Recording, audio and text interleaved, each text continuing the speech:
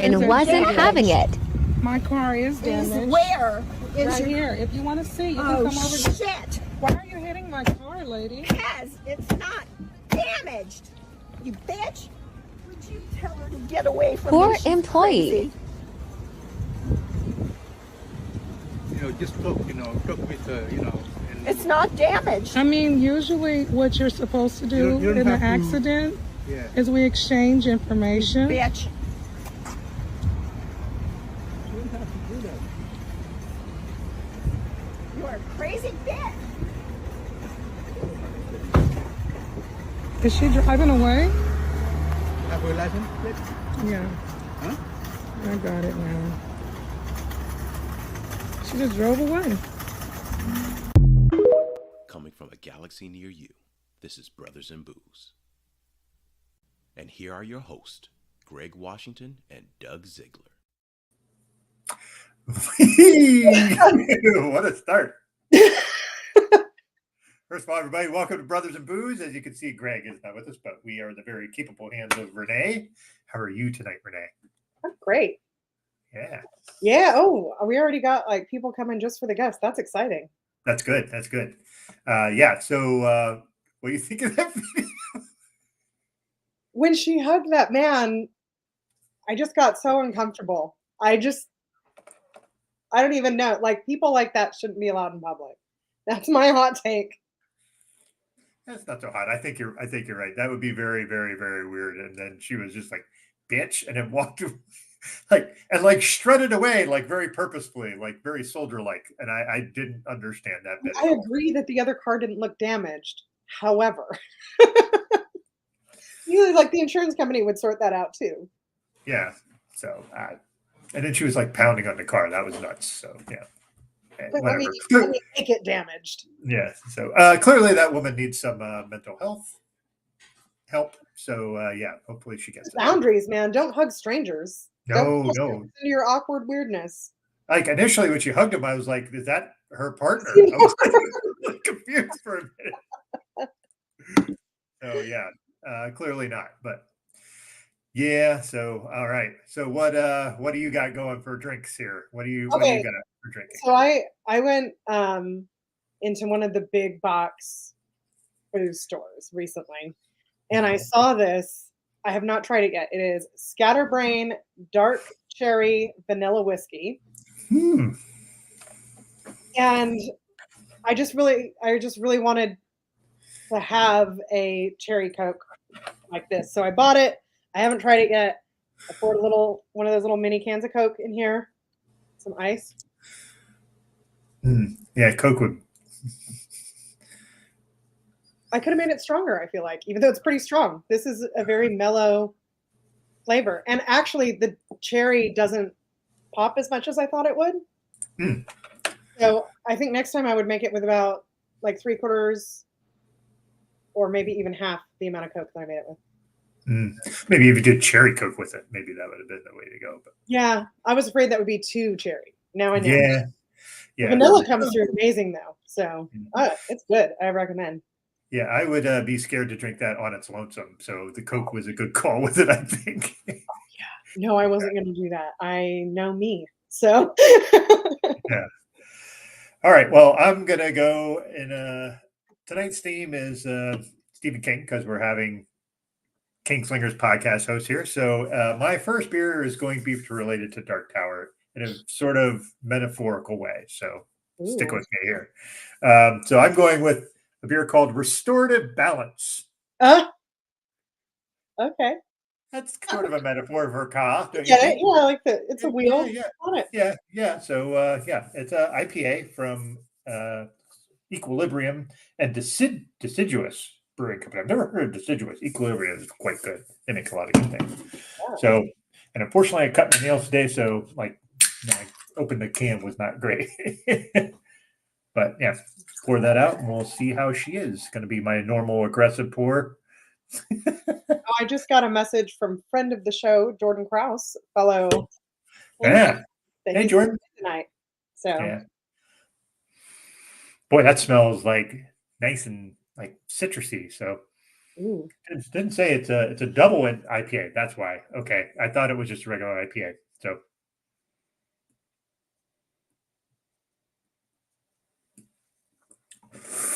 And my beard catches all the foam.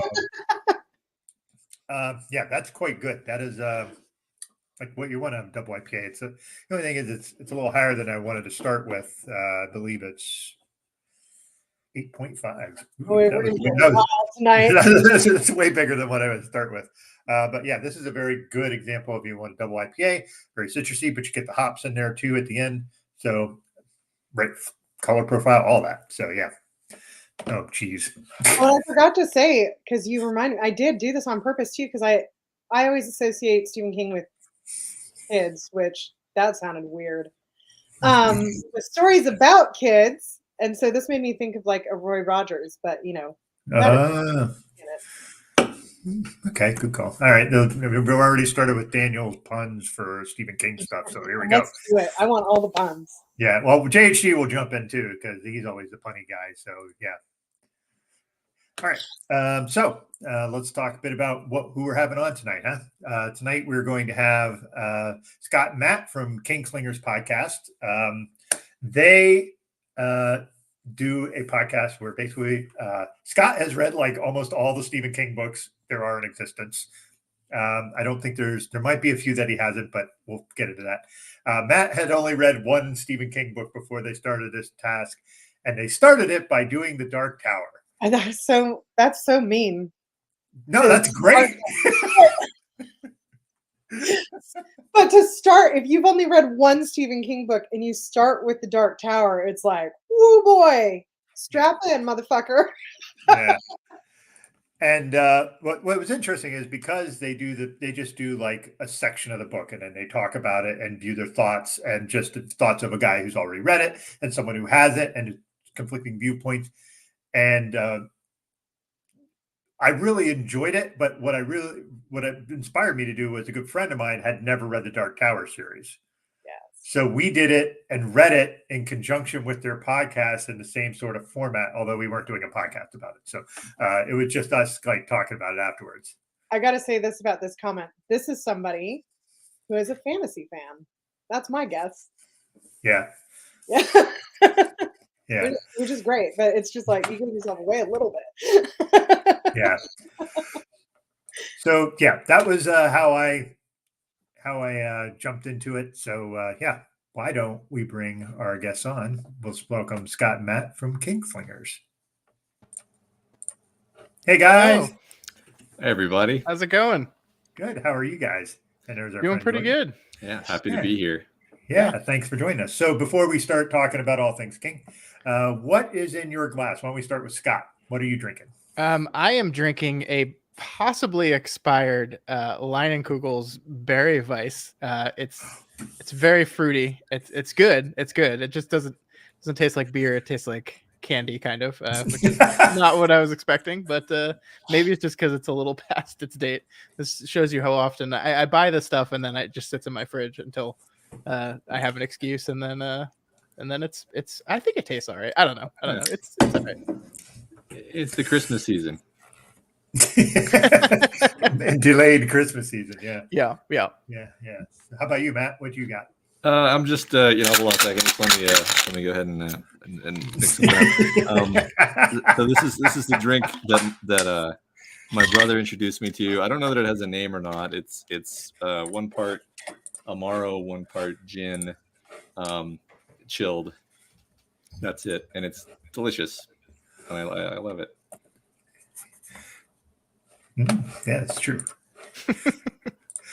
So yeah, all right. So why don't we begin here, Renee? If you don't mind, I'll jump on here. So tell us we'll start with this.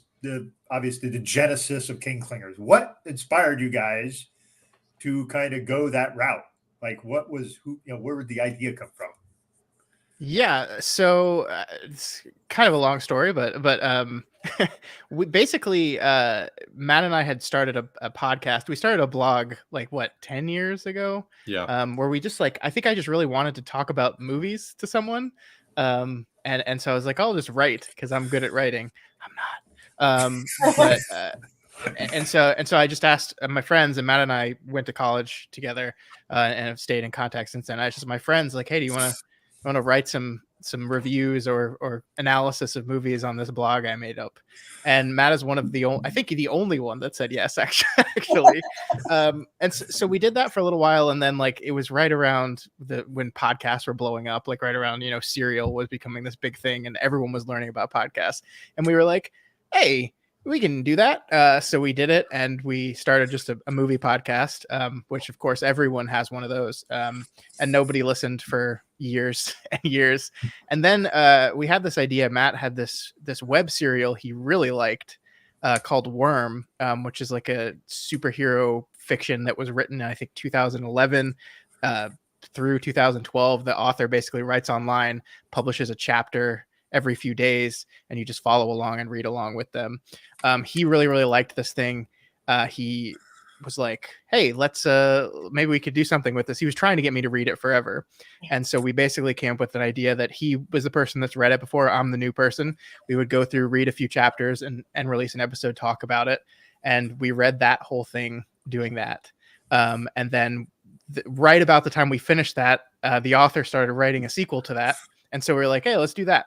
And so we did that for a few years, and then we finished, and we were like, what are we going to do next? And I was like, Matt, I got this series of books that I really like that you've never read.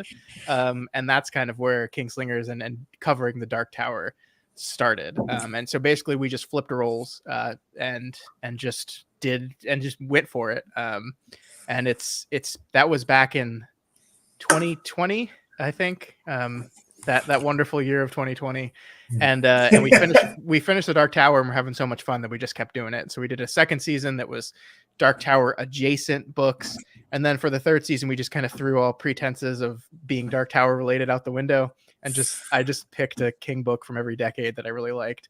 We're kind of doing the greatest hits, and so we're currently in the 2000s and reading Stephen King's Duma Key, and it's been awesome. Sorry, Matt, I stole the whole answer. You can talk if you want. No, that's great. I mean, I did all my hosting back in the Worm days, and now you get to lead. That's the deal. Yeah. Matt, were you like, did you think it was a bit daunting to be able to be like, I'm going to have to read all these books? Honestly, I'm pretty sure the Dark Tower comes out to less than the length of Worm, so it wasn't that bad. Really? Yeah. Worm is just an absurdly long book. And I mean, I knew enough of Stephen King to know that I would enjoy it. I didn't know that I would, fall in love with it. And, I did. Because it was like, we'll go through the Dark Tower and then we'll see, right? What was the attitude? And then it was like, once we got through the Dark Tower, it's like, let's just keep doing this until we run out of books, basically. Yeah. Which is the current plan, essentially. Because needless to say, or to put it mildly, King really grew on me. Yeah, and we kind of try to do it's kind of difficult to classify what our show is, because I think it's like part book club, part analysis, and part, I guess, kind of live reaction, where people are just kind of seeing Matt's reaction to the chapters and listening to him kind of predict where the story is going to go from here. But yeah, it's kind of a mixture of all those things. We really just love talking about stories. At the end of the day, we love talking about stories. We love kind of picking stories apart and understanding why they work. Did this book make you feel a certain thing? Well, how did it do that? Isn't that fascinating that this these words on this page made you feel something? That's awesome. How did it do that? And we just really love analyzing and picking apart exactly how that works. And it's a lot of fun. It's a lot of fun. Mm-hmm. So I guess I find it really interesting, Matt, that you say, you knew of King enough to feel like you could like the Dark Tower, but you really fell in love with it. That's interesting to me because as a massive King fan, one of the things I love about it is the intersections of all the other stories. So did you feel like you were ever lost and needed to go to Scott and be like, what the fuck? Or did that just kind of be like, cool, now I get to go see what all of that's about later? I think I just enjoyed sort of being disoriented. And I think honestly, King writes in such a way where he doesn't leave you feeling lost. Like he can be gesturing at something that's from another book, but he doesn't do it in a way where it's like excluding you from understanding the gist of what he's doing. Like, so, I'm not going to go spoilers here, but when there's a character that shows up in the Dark Tower and he's from some other Stephen King book that I haven't read, I'm not like, oh, I'm missing all these details. I don't understand what we're doing with this character. It's like, no, you understand exactly what we're doing with this character within the scope of the book that he appears in the Dark Tower. And you can totally separate that from everything else. And I think King is very conscious of this. And that's generally the way he does his, book to book connections. He does it in such a way that you never feel confused and left out of the structure he's building. Yeah. I mean, I agree with you, Renee. One of the things I love about the Dark Tower is the kind of the intersectionality and how it is both within the story and extra textually to the story about Stephen King's universe, about Stephen King himself. I find that stuff all really, really cool. I love it to death. But I agree, like it never feels like MCU-ish with like, if you haven't watched this 8-episode television series before this movie came out, you're not going to know what the fuck's going on. And I think it is really fascinating that he always does it in the way they're like fun Easter eggs to where someone like me that's read everything is going to read this and be like the Leonardo DiCaprio pointing at the TV screen meme. And then someone like Matt who hasn't is still going to get something out of it. Is still going to like, I might not get that reference, but I can totally understand what you're doing with this character in this moment, and it's going to still work on me exactly the way it should. And I think that's hard. It's hard to do that. And I think he pulls it off constantly. Yeah, there's it's just what I find. There's a million things I find interesting about how he writes, but you guys have talked more than a few times about how he'll be doing this story and all of a sudden he'll get this snippet where it's just about this person that you never see again. Mm-hmm. And it's just, it adds to the story. It doesn't like take you out. It's just like, oh, it's this little tidbit that helps these different things come together in a way. Like I try to write, and let me tell you, it doesn't come together like that for me anytime I try to write. So like, it's just a fascinating sort of thing to see how. Well, that's like the prime example of like a thing you can't do unless you're Stephen King, though, right? Like if you or I did that, and like got our book deal and the editor got it, they'd be like, yeah, this is all going. Yeah. So yeah, it is kind of remarkable that I mean, like it's interesting to me because he does start doing that very early on. Like I absolutely, like he's at the place now where no editor can ever tell him he has to cut something from a book ever again. But like he started doing this very on. And I know like the famous example is The Stand, in which when that book was first released, like a 400-page chunk was mandated to be cut from that book. Right. But even like with that 400 pages cut, like there's still a whole bunch of digression and King, chasing the rabbit moments where he just goes down and explores something. Like one of my favorite sections in any book ever is the chapter in The Stand that we just like hop around the United States and just like watch civilization crumble, just like meet a character, see their experience with the fall of civilization, and then move on to the next one. And it's just like, you don't know these people, you're never going to see them again, they're going to die in 3 pages or less, but like you're there with them instantly and you're just following along and you're just like, you're riveted the entire time. I think that's an example too. Like there's a lot of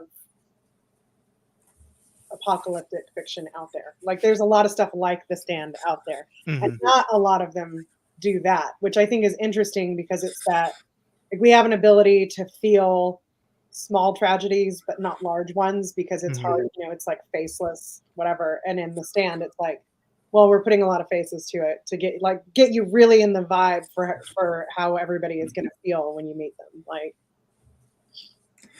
yeah, and makes it more personal, like you said. It's like, it's the same thing when you read about tragedies, and unfortunately, the human brain works like, oh, there's a tragedy and it happened over and halfway across the world. It doesn't affect you as much as something that's within your geographical location. And what I think he does with that is he takes you to this location with a character and humanizes them super fast, and you can empathize or hate or whatever Yeah. with that character, and it's just fascinating that he can just do that so fast. Yeah.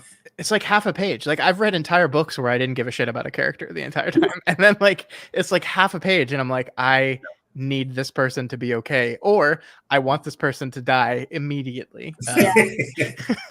No, but I think you said it starts early. I remember some of the ones from Salem's Lot where he was like establishing that small towns can be evil, and they're really fucking weird. Like none of the ones, or maybe not none of them, it's been a while since I read it, but like none of the ones I remember were just like, oh, now I have empathy for this character. It was just like, oh, well, that's weird. Yeah. Right. I think that's I'm probably going to say multiple times, and that's Stephen King's superpower, because he has several different superpowers that make him distinct.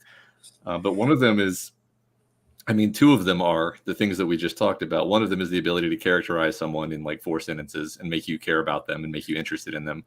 And the other one is his ability to just be so incredibly like raw and honest in a way, and in a way that's like scary. Like that, like writing is hard for many reasons, but one of the hardest things about writing, I think, is to lay out the like raw nerve of a unflattering observation about humanity or about yourself. Admit some dark truth about yourself via the character, right? Like, oh, well, what will they think of me if I write this character? You know, and King, he's missing that circle. Yeah. Yeah. I think he froze up there for a Yeah, second. I think we lost a little bit there. Yeah. It's a shame. That was, I feel like we got the important part of the point because, yeah, I agree. yeah, Matt, you froze up there for a second. So, but I think Just your fill it in point's with something super really valid. interesting. Yeah. Yeah. That was the wisest thing you've ever said, Matt. Yeah, thanks. Yeah, I mean, I think he talks about in On Writing about one of the most important things to him is truth, right? And just as he's writing, as he's going exploring these ideas, like the truth of the moment, the truth of the scene comes to him, and he can't not write it, even if it's disgusting, even if it's ugly, even if it's shining a light on the worst instincts of humanity. Like it's what is going to happen. It's what has to happen. It's what would happen. And so he has to write it. And this is why, you know, there's a lot of talk about Stephen King endings and how a lot of people don't like his endings. But I do feel like even if the ending frustrates you, The Dark Tower is a great example. Some people, my father, I've talked about this on my show, my dad hates the end of The Dark Tower. He despises it. It pisses him off to no end. He's like, that was a whole waste of time reading all of those books. The ending or the don't read any further ending? All of it. Primarily the don't read any further, but basically all of it. But like that's the right ending, and that's the honest ending. That's the true ending. And like part of me is like, Stephen King finishes one of these things, and part of me thinks like, yeah, I bet he kind of thinks that ending sucks too. But it's like the right one. Or it sucks is the wrong word, but like it's not satisfying in the way some people want books to be satisfying, want the ending of a story to be satisfying. I think the vast majority of his books have a hopeful ending, though. Yeah, Where, he is a softie. He is. I like that's one of the things we talk about a lot, is that at the end of the day, he is a softie. Like he writes the darkest side of humanity and he shines a light on it. But at the end of the day, he's also like, but people, we're good too. And look how good can triumph. Look at these ways that can happen. It's funny to me that there's this idea that Stephen King can't write endings or whatever, when it's like, this is a man who's had like dozens of his stories adapted into film. It just seems absurd to say. It's like, clearly he knows how to build a story, you know, way better than anybody else, in the sense of being able to do it repeatedly. So like, yeah, there are a few endings. I think the only ending I didn't really care for was The Stand, personally. And that was one where King himself was like, I don't know how to end this, so there's a bomb now. Yeah. But other than that, I really don't. I think I just don't understand people's complaints, or if I understand them, I don't agree. Yeah. Yeah. I think sorry, go ahead, Renee. I wanted to put that up about The Long Walk, because I know Evil's Comics was saying they're reading that right now. Now it's a Bachman book. And those are all dark. Yeah. Whereas I think the only King book that I can recall being particularly dark was revival. Yes. Yes. That was really fucking dark.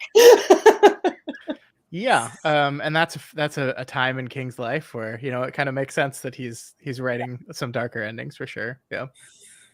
Yeah. I think the only one that I could say definitively didn't like was Under the Dome. I didn't like the ending of that book at all. I agree with you. I think that, that scene. I think you guys talked about that when you were reviewing it. Just how he said he would cut that. I think he did do that, right? Yeah. Yeah. The scene. So that one. But the Under the Dome was just some people accuse King of kind of taking the easy route out, and I usually don't think that I thought was like an easy out, and not really normally his mode of operation. But that was me. I don't know. Did you guys read that book? I have. Matt has not. I also haven't read Kingslinger's Revival. Exclusive. So I haven't read either of the two that you guys don't like. So Yeah. Yeah. What was that, Renee?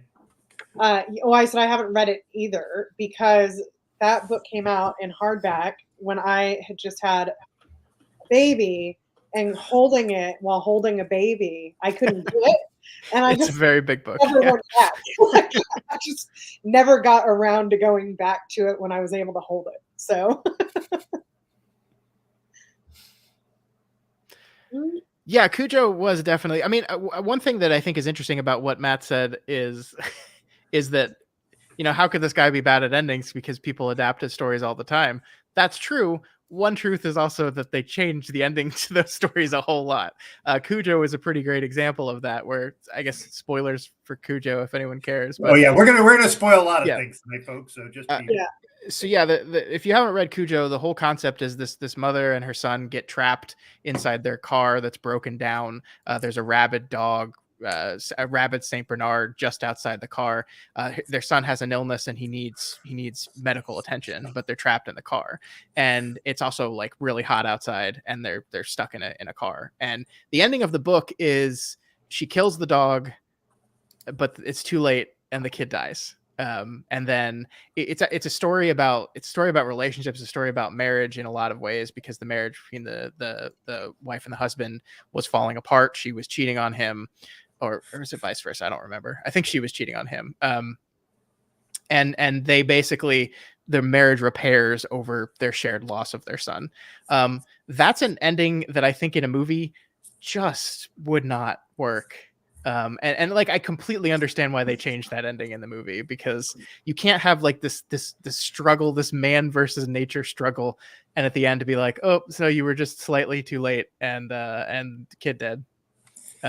So yeah. Well, yeah. I mean, I think we like Hollywood does not want complicated endings. Yeah. Anybody who loved Cabin at the End of the World and watched Knock at the Cabin can tell you that Hollywood doesn't always like to challenge you. Yeah. Pet Cemetery. The start of the story, not the end of the story. Yeah, sure. That was at the start. This is a hot take. Are you ready? Oh. Wow. See, I like Under the Dome a lot. I liked it. I thought the ending was not great, but I think it's a really fun concept, and like it plays out really interestingly. Like, you spend so much time with these characters. Yeah, the ending is a little but I like that story. Yeah, that was a hot take. Yeah. Well, here's the thing, though. I gotta say, like, I know that my favorite book is not his best, and I know that because every time I say it's my favorite, people are like, "What?" So, Spill it. Oh, it's The Dark Half. I was gonna set up so I had my giant Dark Half poster behind me, but I didn't have time. So. Yeah, I mean, favorite is such an interesting word, right? Because like, by classifying or clarifying it as favorite, not best, you're kind of perhaps admitting in a way that maybe this isn't the best novel ever written, but it's the one that I have a personal connection to and love. It scared the shit out of me, first of all. But also, I felt like I had a real like connection to that story as somebody who also writes, and just I liked the character of Thad Beaumont. My cat's name is Thaddeus. My dog that passed away a couple years ago was Beaumont. So there you go. But yeah, I love that book, and everyone's like, "Oh, that book sucks." I've got like a whole collection of different editions, and like I've watched a terrible movie. Like I love that book. I think it's a good book. It's one that I've thought about, just suggesting Matt read because, he and I have had so many conversations about the Richard Bachman versus Stephen King of it all. And I feel like that's a novel that takes that concept and really dives into it in really interesting ways and explores the idea of, is the person you are when you're writing a book the same as the person you are when you're just living your life? Like, who are these people and how do these things interact with each other? I think it's really cool. Well, I think what's ironic too, I think my second favorite book is Needful Things, and he kills my favorite character in one line, thrown away. He was not pertinent to the story at all. Just like, anyway, he died. And you're like, what? Okay. That was also adapted into a movie, which Needful Things. Yeah. Needful Things is such a good book, but it is another one where you're like, did he just feel like he needed to end going back to those characters in Castle Rock? And so just like literally threw everything at the wall, like the balls on publishing it as Needful Things, the last Castle Rock novel. Yeah. Just like, what did you expect? Which of course it didn't end up being true because he just changes his mind all the time. But yeah. Needful Things, Matt, is your text in Stephen King. Yeah, that's the one book that I don't even know why, but it was like I had a used copy of Needful Things in high schow, and I read it, and I was like, that was pretty fun, and didn't read anything else by Stephen King ever until this project started. But yeah, I enjoyed it. I don't actually remember it that well because I read it so long ago. Maybe I should reread it. Just to, for a second, ping off the discussion of dark books and favorite books. I mean, I think one of my, contender, at least for my favorite King book is The Long Walk, which, as people were just discussing, has a super dark ending. It's actually technically a Bachman book, right? Yeah. But there's just something about it that speaks to me. I think that's one of the most interesting things about this is people can so dramatically disagree. Oh, no, you froze again. He'll be in back. a second. You say, "Oh, this book is my favorite." Apparently, glitch it. You froze for a You're while. back. Glitch it out every time I talk. Yeah. Is it doing it again? Oh, whatever. Yeah. You know what I was trying to say. I think I do because that book had a profound effect on me. The Long Walk. Like I remember, I think I was in high school when I read it, and I was home alone, middle of the day, like not, weird times or anything. And as soon as I read the last line, I just burst into tears, sobbing, like, what the fuck was that? Like, it's powerful, it really punches you. Yeah, it was one of those. I did a thing, before we started the show, I think starting in 2017, where I was like, it's for some of these books, it's been forever since I've read them. And for other ones, I've never read them. So I did the chronological King read where I started all the way back with Carrie and read everything he's written through the end. And The Long Walk was one that I had never read. And so it was one of the few that I got to read for the first time as part of that project. And yeah, it blew me away. Like I didn't expect it. And I just remember being halfway through that book and being like, holy shit, there's something special here. And this is a book he published under Bachman. It's a book he originally wrote when he was a college student. And it just, there's something absolutely incredible going on here. I couldn't believe how good of a book it was. And it's early on his career. So it got me really pumped for this read project. And it also got me really pumped for doing the show eventually, because I read that before Kingslingers had even started. And so it's like, I kind of, in the back of my head, I was like, I know Matt's going to love The Dark Tower. I hope he loves it enough to where we one day get to talk about some other books and get to, and The Long Walk was one I couldn't wait to talk to him about. So you're saying there was ulterior motives? Of course. I'm always thinking. So do you guys generally I'm question for all of us. Do you generally like endings that are more hopeful, or do you like them or like neatly tied up, like loose ends tied up, or do you prefer messy? Yeah. Yeah, off the top of my head, I think my favorite ending to anything ever is the ending of 12 Monkeys. So that should answer that question for you. That's a great one. which is sort of a combination of messy and depressing. Yeah. I think for me it depends. Like I could I love a happy ending. I love we've learned and grown and it can end on a hopeful note. I love that, but I also love the sad, depressing, like, oh, we're all fucked ending. Like, I think the most important thing with me for endings is it feels like it fits and is earned in the story that it was in. And so even if it's an ending that's designed to be unsatisfying, like if it fits, like I'm there for it. If I can look at it and be like, oh, actually that was brilliant what you did there, even though I'm kind of pissed off about it, it was brilliant. Then I like it. So yeah, I think that's where I fall. I like an ending that feels inevitable. Mm-hmm. And so if I'm like my kid is rewatching Parks and Recreation, which is, I love that show.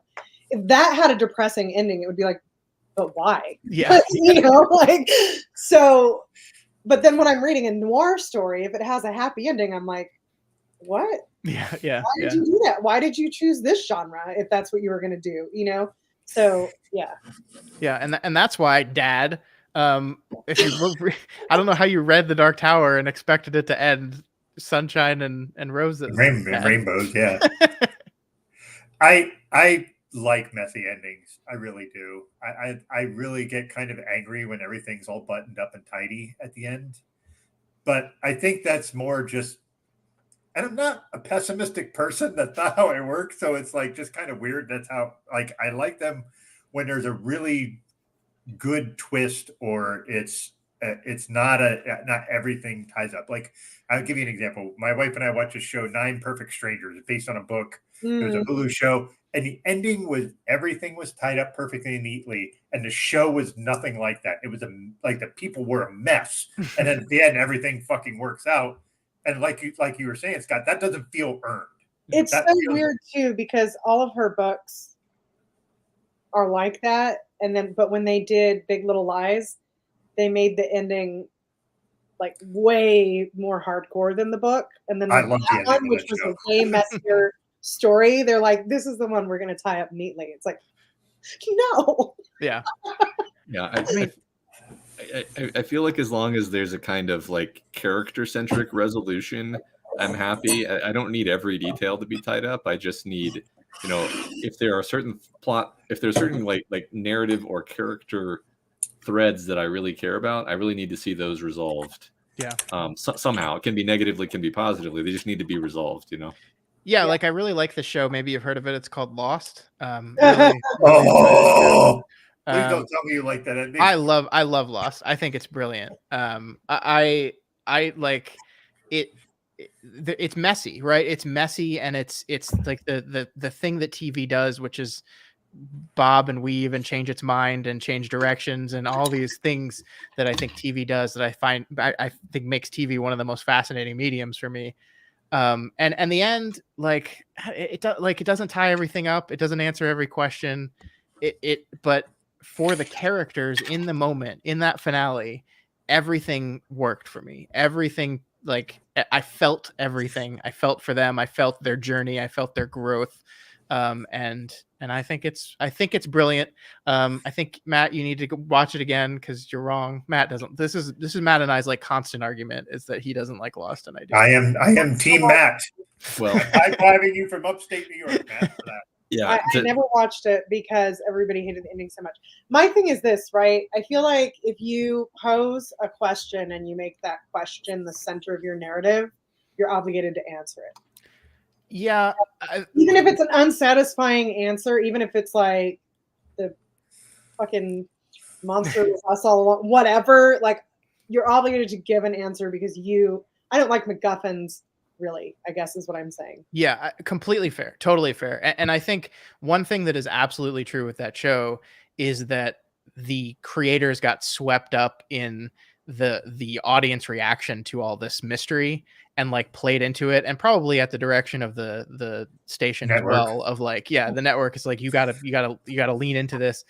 And And they did both inside the show and externally to the show.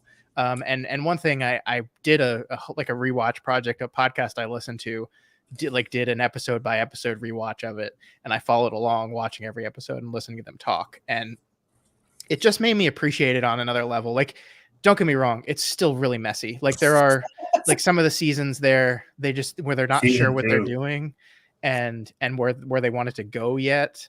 And there's some character inconsistent stuff in the final moments that really kind of suck, that I feel like they really betrayed some of their greatest characters, because they arced out and they didn't know what to do with them, and they were just like, okay, he's bad and dies. And then but like that stuff is all true still, and yet like I look back on it as a thing that exists as a whole, and I think it's just miraculous. Love it. Yeah. Hey, before let's let Matt have the floor for his take on Lost, because sure. Sorry. I just wanted to clarify. Like, I don't just hate Lost end to end. I think you've gotten me to concede, happily, that like the first few seasons of Lost were great. We like, everyone loved it. Everyone was on the Lost train at the beginning. And it's not even the ending per se that bothered me. It was the things that really bothered me were like you just mentioned, Scott, them seeming to totally change who like Saeed was as a character. Halfway through the show, and you're just like, I was into what we were doing with this character. Now he's basically a totally different dude. This really takes me out of the show, and like that. So that's what I meant a second ago. But like, I don't really care if all of the threads of a plot wrap up in the end. I do care if like the character, the character drama is properly carried through, and that's where they dropped the ball for me with that show. So yeah. Okay, so Nikki and Paolo was a great point there. Like, that was like a throwaway thing. That was in season 2, right? That was. I think it was 3. Really 3, maybe, but there was one season that was just like this rocky mess. But Nikki and Paolo is the show reacting to some of the show's criticism. Like, they wrote that episode as and everything leading up to it, where they put them in the background of certain like things as kind of a joke and a commentary on people's reaction to it. Like, that's part of the reason why I love it, is because it is a show that exists in relation and reaction to the audience that was watching it at the time. And there's just like there's not too much like that anymore. Like, we don't do TV this way really anymore. TV is either short, contained, like True Detective season 4 just wrapped up. It's 6 episodes long. It's short, contained, it was all made and done and then released. And so a show doesn't get to real time react to its audience in a way. Like, when you make 22 episode seasons and you're basically riding by the seat of your pants the entire time and finishing up writing episode 10 when episode 1 releases. Oh no. No. All right, so our friend Zach's chiming in. Guys, I will warn you ahead of time, this is where the show's going to go off the rails. Zach's the honorary co-host of both this show and the Cult Bar show. Yeah. So we do a show, Renee and I just talks about cults. Hey, before we go further, I actually want to have the beer that I brought on specifically for Matt. Okay. Ooh. All right. The problem is they can it on site, so they don't give you like a can with a cool label, which is usually my thing. I love label art. This one is called Happy Hobbit. Yay! Because your Tolkien references in every podcast they're always right. It just is like, he's going to bring that in. And I love how Scott makes fun of him for it. So, and now there's a Tolkien reference in this podcast. I'm so happy. Yep. Perfect. And I'm on the outs as always.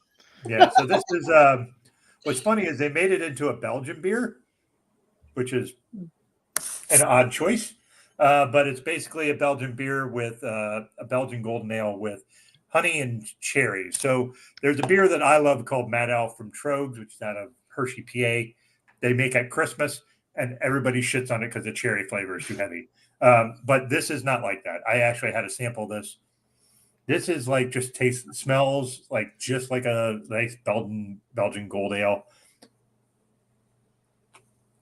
And what's great about it is the honey is a little there, but the cherry is just like a note. Whereas before, when you drink Mad Elf, that's just like, here's cherry. I'm going to punch you in the head with all the cherry that you have.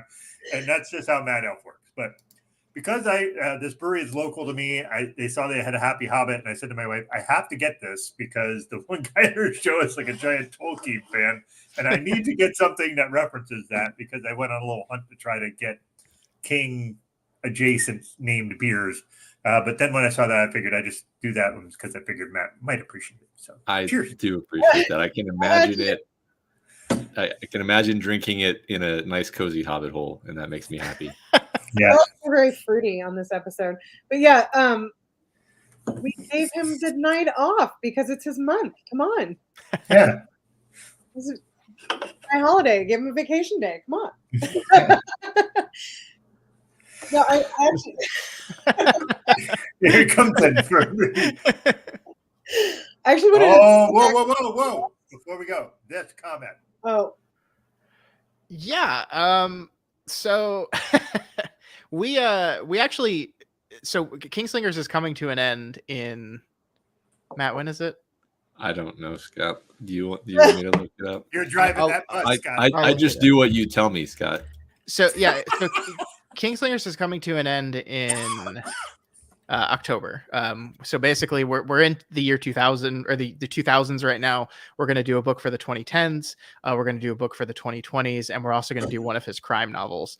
And then the show's going to come to an end because, you know, we feel, you know, shows shouldn't last forever. And when, you know, when we've gotten through this, it will have been almost 4 years, and we've covered, you know, a vast majority, but not all. Obviously, he's wrote like 70 books. Like we could do this for the rest of our life.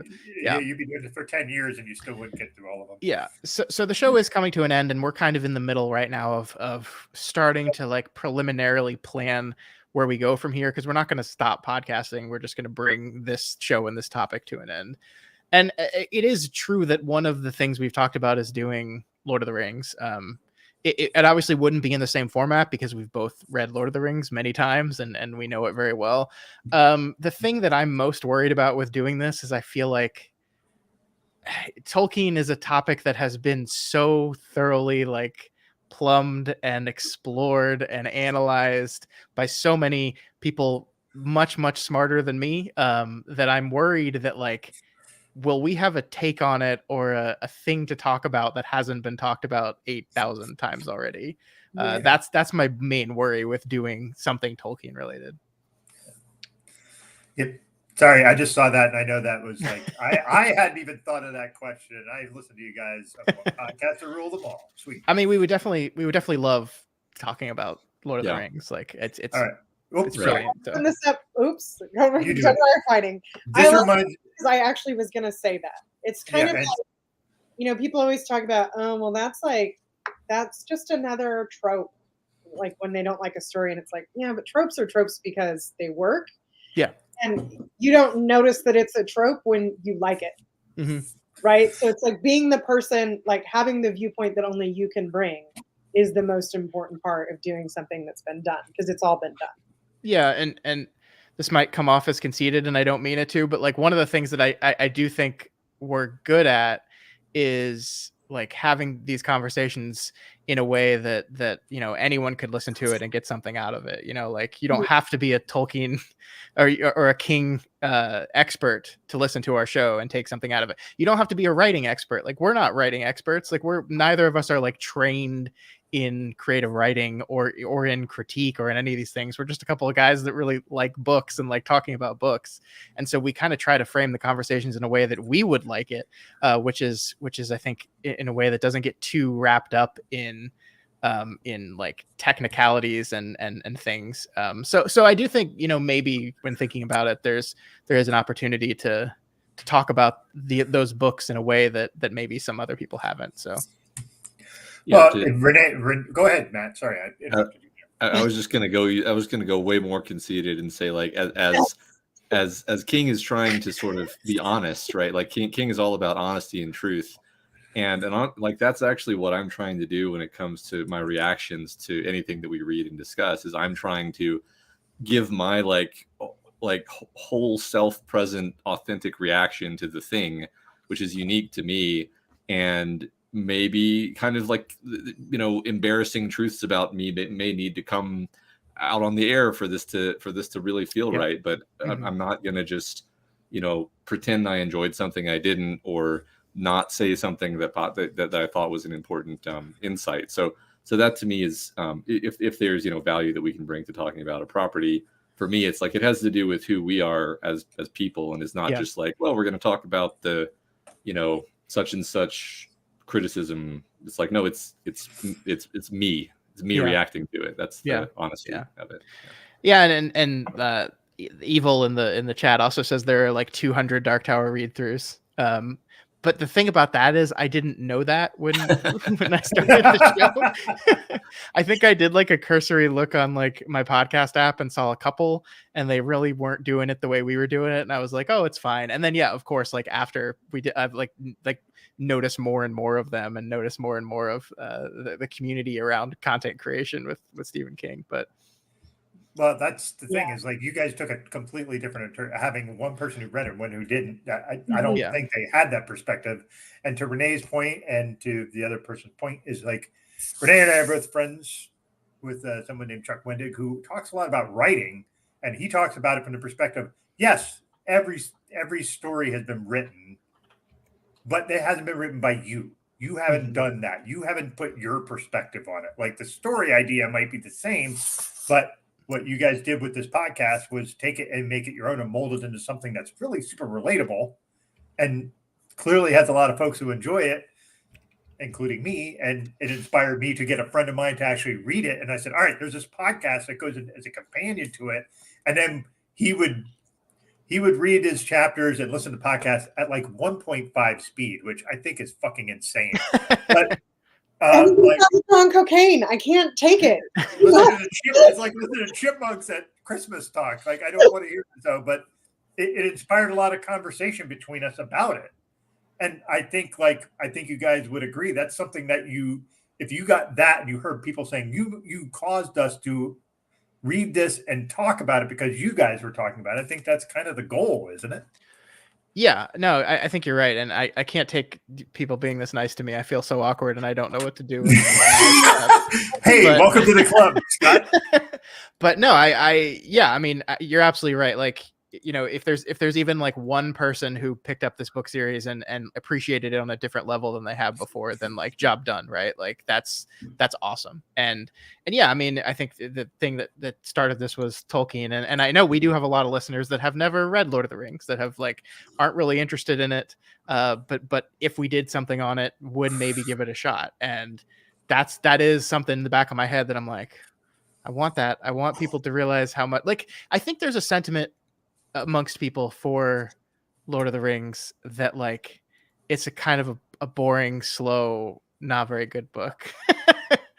And being conceited, I needed to get my that comment is on point. That is the best hair. Also, Scott and I have no hair, so that's kind of like the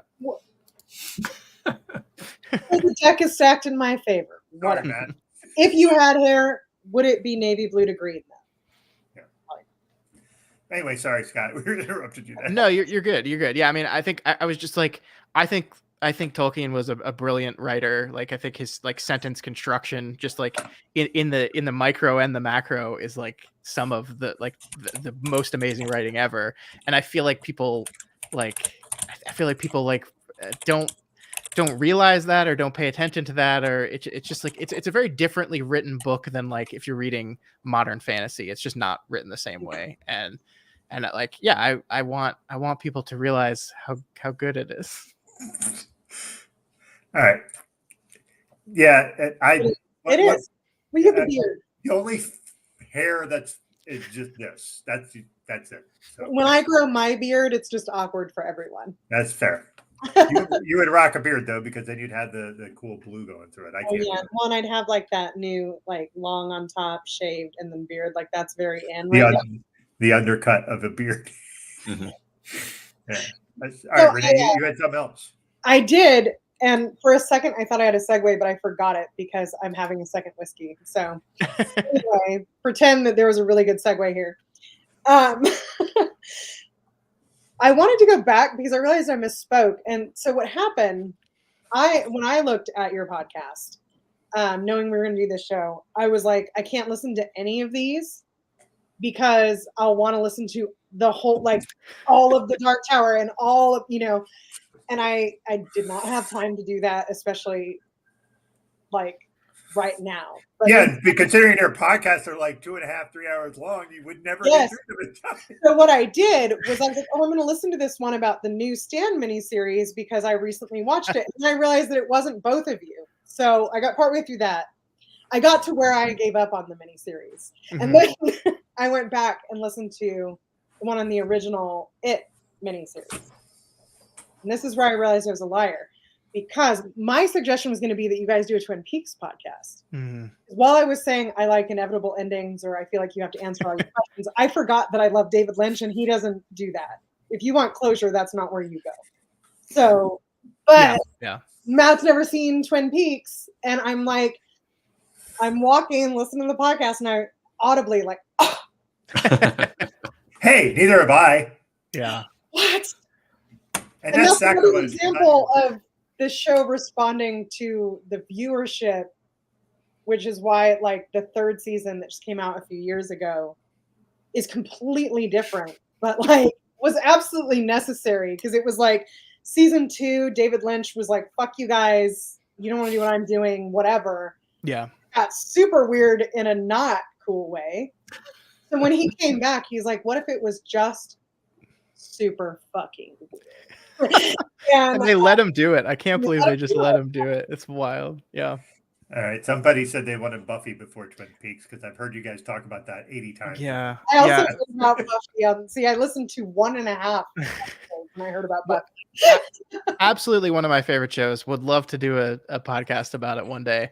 I don't think Matt's gonna like it. I think he will.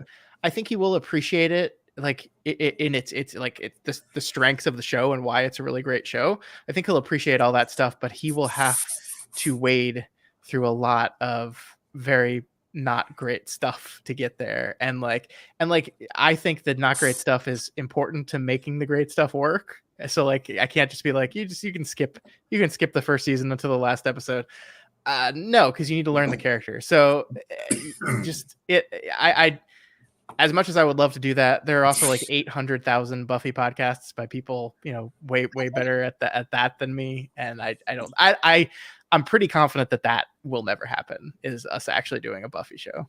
I think as someone who would have been like the direct demo for Buffy when it came out, I didn't watch it. My husband recently tried to get me into it, and both of us were like, it's very of its time. Yeah. It's rough. Yeah, it is of its time. It's a different kind of television. Like like the highs of it are like some of the best stuff in TV that I've ever watched. Like it's moves me. Like there's still certain episodes that I will just like weep while watching. But yeah, there's a lot of serialized storytelling fluff in there for sure. Yeah. It's hard to go back and watch old TV. This is embarrassing for me to say because like Star Trek TNG is one of my favorite things ever. But if I put on an episode of Star Trek TNG, there's a good chance I'm going to fall asleep. And that didn't used to be true. I've gotten dumber.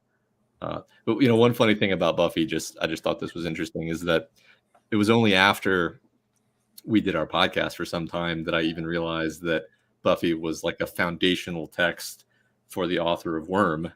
It influenced the way he thinks about storytelling so much. And I was like, wait a minute, is this why Scott is like clairvoyant when it comes to the story of Worm? Is it because he's learned the same storytelling sensibilities as the author of this thing just by chance?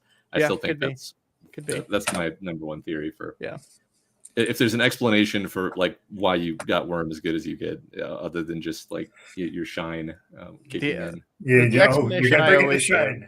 The explanation I always give is that you were guiding me and you were setting up the stuff perfectly for me to make those. Do you say the same thing about Matt's predictions in Dark Tower? Because he was right a lot more than he was wrong.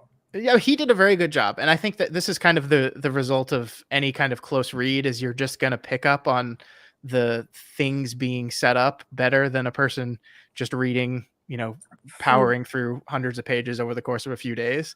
Like that's just the truth. And he did really good. I think the Dark Tower as a series is such a thing that like zigs and zags in ways that nobody would ever predict. Like just it would be impossible to predict some of the choices that series makes. That like, yeah, he got some stuff wrong, but I think overall he did a really, really good job. And I'm not as good at the leading thing as he is, so that's also why. But also sometimes my approach is a little bullshit, and I'll be like, yeah, so maybe this could happen, or maybe this could happen, or maybe this could happen. And then like one of those things happens, and it's like, look, Matt got it. It's like, whereas you, Scott, you would just be like, you would just like nail down like the next 3 beats that were going to happen with this character, and everyone would be like, what? It was good. If you had read more than one Stephen King book before that, though, you would have been like possible, yeah, possible, yeah. Before this comment here is for Matt, just because it's funny. Yes, I love it. I wish I could get away with wearing Worf sash at all times. Matt, you could get away with it. Just do it. No one's gonna stop you. I'm not gonna arrest you. Yeah.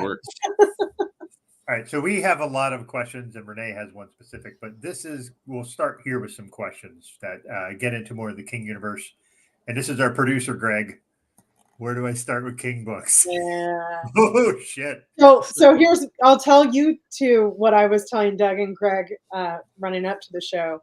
I am in a class with a 19-year-old, which is fun. Anyway, she's reading the unabridged version of The Stand as her first Stephen King book. And I was like, oh, that. Jumping in the deep end of the pool. That's a choice. Yeah.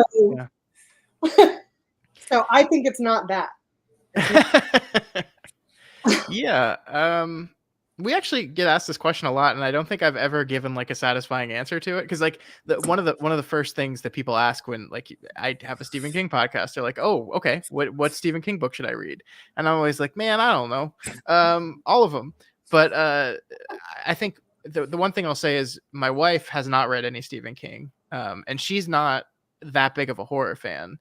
And so the book she kind of came to me and said, "What should I read?" And the book I got for her to read was The Green Mile, which is not really a horror novel, but I think captures some of what King is the best at, which is the character work, the emotionality, this mix of mundane and magical and surreal in a really, really great way. And she really liked the book, so I'm glad. So yeah, that's because that was successful with her. That's kind of the one I go to, unless like they specifically say I really love horror, then I might go a little bit somewhere else. Yeah, Matt, what would you say from your experience? Well, yeah, so I would want to know a little bit more about the person asking, because I mean, for all the reasons Scott just said, where it's like there's literary King, Hearts in Atlantis is one of my favorite King works, and it's like you just said with The Green Mile, where there's a tinge of supernatural, but it's not. It's about the characters. It's very heartfelt. And then there's, balls out, just like fun, like Needful Things, I think qualifies as this. There's like just very like there's kind of classic horror, but with a literary flair to it. Like It, I think It is probably a decent place for anybody to start with King, right? I disagree because of the kid fucking. Yeah. You that's just gotta. That's a problem. Yeah, you just gotta be open minded. Power through that. He's gonna come in the book. He's gonna be very upset. Just go along with the kid fucking. Right. All the kids getting together. First of all, it's not pedophilia. It's right. Sorry, let's make that very clear. That's probably. But it is not just a clown. So just for the record. It is one of my favorite novels ever. Like I would love everyone to read that book, because outside of those few pages that are some of the most controversial stuff King has ever written, I think the book is brilliant and beautiful, and we just covered it last summer, and it was such a joy getting to share that book with Matt. I love that book so much. Yeah, I that girl Eyes of the Dragon because she's into fantasy. Mm-hmm. Yeah, no, that's Eyes of the Dragon is actually it's a great pick, because it's a great pick for like kids. It's a great pick for people that like fantasy. It's just a remarkably well written book. Like it's one that doesn't get talked about very often. I recommended it because my mom was worried.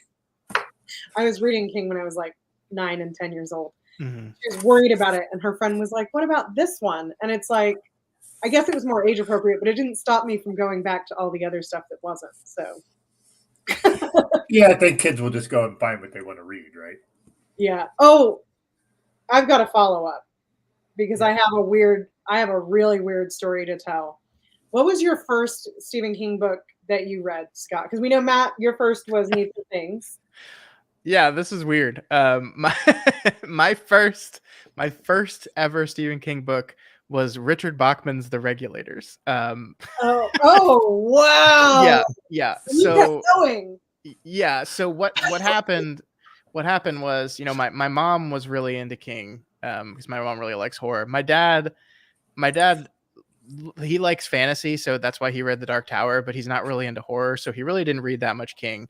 But I remember when they bought when Desperation and The Regulators came out, they bought both of them at the same time, and they have the covers that link together.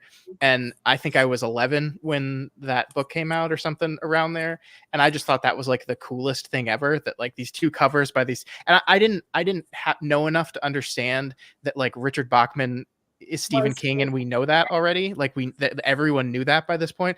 I just thought it was like this cool author that like did this really funny thing where he released 2 books and didn't tell anyone, and just made the covers match up like that.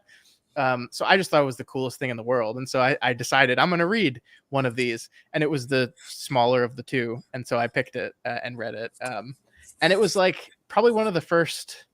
I'll call it adult books, but it's like it was one of the first more mature books that I read, and I was just like, I didn't know you could do things like this in a story. There's child murder. Like the opening of that book is a paper boy getting shot and a dog getting shot to death, and I was just like, holy shit. And so I like it's not a great book. It's okay. Sorry, I agree. I'm definitely a bigger Desperation fan. Yeah. And then so I went back and I read Desperation. Actually, I don't think I read Desperation like right after that. I think I've got to Desperation eventually, but I think I just kind of expanded from there and went out. And my cousin was also like a big King fan. My cousin read King all the time. And I think the first time I read The Dark Tower was we went and visited him and his family, and like he had some school event he had to go to that day, so I was just stuck in their house with nothing to do, and he just said, here's a computer with Half-Life on it, and here's a bookshelf with The Gunslinger on it. And so all I did that day was play the first Half-Life and read half of The Gunslinger, and I was hooked on both from that point the on. greatest day of your life. Yeah. It's all downhill from there. I read Desperation first and then immediately read The Regulators, which I think I might have liked The Regulators more if I waited, because I love Desperation, and now I live in the middle of the desert, so I think about all the fucking, like, if I see a top, I'm like, oh my god, I'm gonna die. we just finished talking about those books, and I do think Desperation is trying to do something so much more complex and interesting. It's King kind of wrestling with spirituality and religion in a way more direct than he had ever done. He always does that. He never does that. He always does that. Yeah, but this is like directly like the thesis of my book is God is cruel, and I'm going to sit here and examine what that means for me, someone that has struggled with the organized aspect of religion, but still has, this is King I'm talking about, but still has, still believes in something, and that is true to him. And I think it's just a really fascinating window into the mind of someone who is struggling with faith and struggling with their belief in God, and looking at the world the way it is, and asking the questions like, how could this be? How? And I think it's really cool. It's like we had some complaints about the book as we talked through it. Like there's some character work that I think is uncharacteristically bad for King. But man, the theming and the things that the book gets into, like some of the most fun conversations I've had with Matt, the whole project. Yeah. My first one was Cujo. Oh, wow. That was I'm trying to remember. So it was released in like 81 or 82. I was like 11 or 12. So that was my first. I remember being scared out of my wits at that book. I bet. And I watched a movie. Movie's not great, but it was fucking old. And I remember just like the dogs slavering at it being like a giant Saint Bernard. Just that was like a scary movie to me at that point. Yeah. But the special effects back then weren't very good, so whatever with that. So Yeah. No, there's no way you could tell that was just a dude in a suit. No way. Yeah. No way. Matt, did you want to like revisit any, like, I know you kind of said Needful Things was fun for you, but it didn't really like drive you to read more at the time. But was there any particular, like, do you have any memory of what it that and have it be your first King? I mean, I think somewhat like Scott said, it was definitely more adult than many of the things I had read, but not that much. I was reading super inappropriate stuff when I was very young. I read like all of us. Yeah. I read those. What are they called? The those like The Necronomicon. No, worse. No, I read those Gene Aul books when I was like 13 or something. I guess that was a little older. Anyway, not important. Yeah, I don't know. Like it somehow didn't occur to me that getting really into Stephen King was an option. I guess. Like I think not honestly the explanation is very mundane and boring. It was just like my friends were reading like The Wheel of Time and Song of Ice and Fire, and that's what we were reading. And so I read those things, and we talked about those things, and that's, you know, you're very influenced by your peers when you're a teenager. Yeah. So that's kind of the long and short of it in terms of an explanation. But my first Stephen King. This is gonna, like, it might fuck you guys up. I'm more like people at home. I was like 8, and I was staying at my grandparents' house in my uncle's old room, and his bed was like up against this inbuilt bookshelf. And so I just picked a book off the shelf and started reading at 8, and that book was Gerald's Game. Oh gosh. Yeah. So it wasn't great for me. I remember just like I hit a point where it was talking about, like, again, people watching at home, I apologize for what I'm about to say, where she's like forcibly masturbating in her sleep, like in this really traumatic way. And like, I'm 8, I don't know what half the words mean, right? Mm-hmm. And I was just like, put it on the shelf. We're never talking about this again.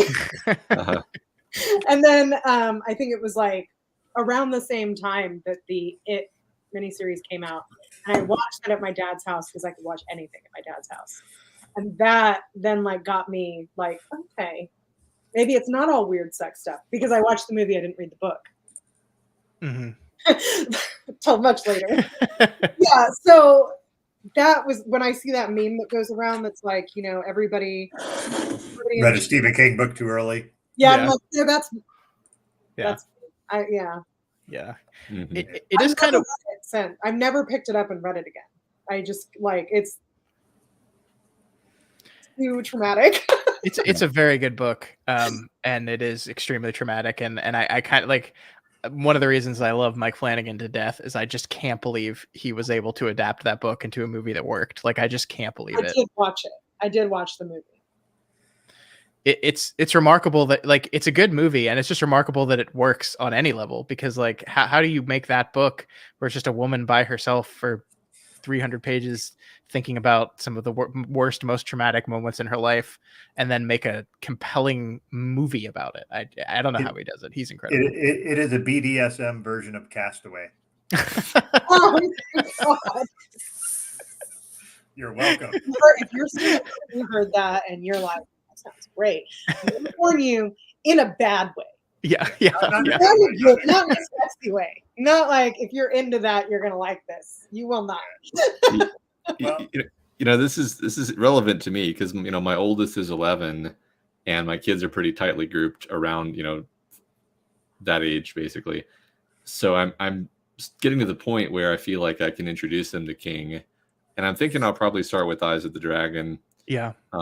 But you know, I guess number one, I wanted to ask if y'all had any recommendations of like what other books other than Eyes of the Dragon, and also maybe while you're thinking about that, you've reminded me of my own traumatic memory, which wasn't King, but it was like I started reading Game of Thrones when I was like 11 or something, and I got to the little boy catching the brother and sister having sex in a tower and then getting pushed off Out the the tower. tower. And I closed that book and set that aside and tried to put it out of my mind. And then eventually read it years later and loved it, obviously. But it's definitely true that there are certain things that you just should not read as a young child. Yeah. I agree. So I will answer your question, Matt, but because you said that, Okay. I wanted to pull that question up about what is the scariest book you've ever read.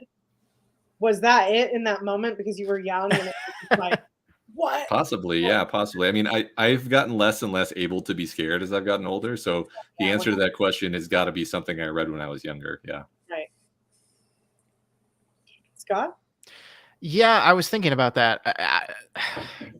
I love horror and movies. I get scared so easily, like by horror movies, like, and yet I love them because I like that experience. I think it's fun.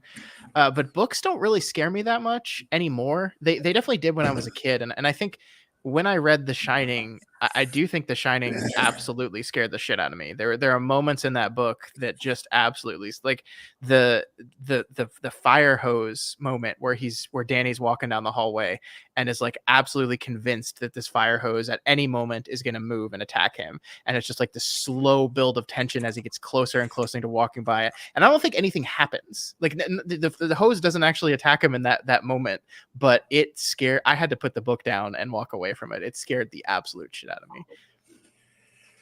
I think my scariest book ever read was The Exorcist. I read that about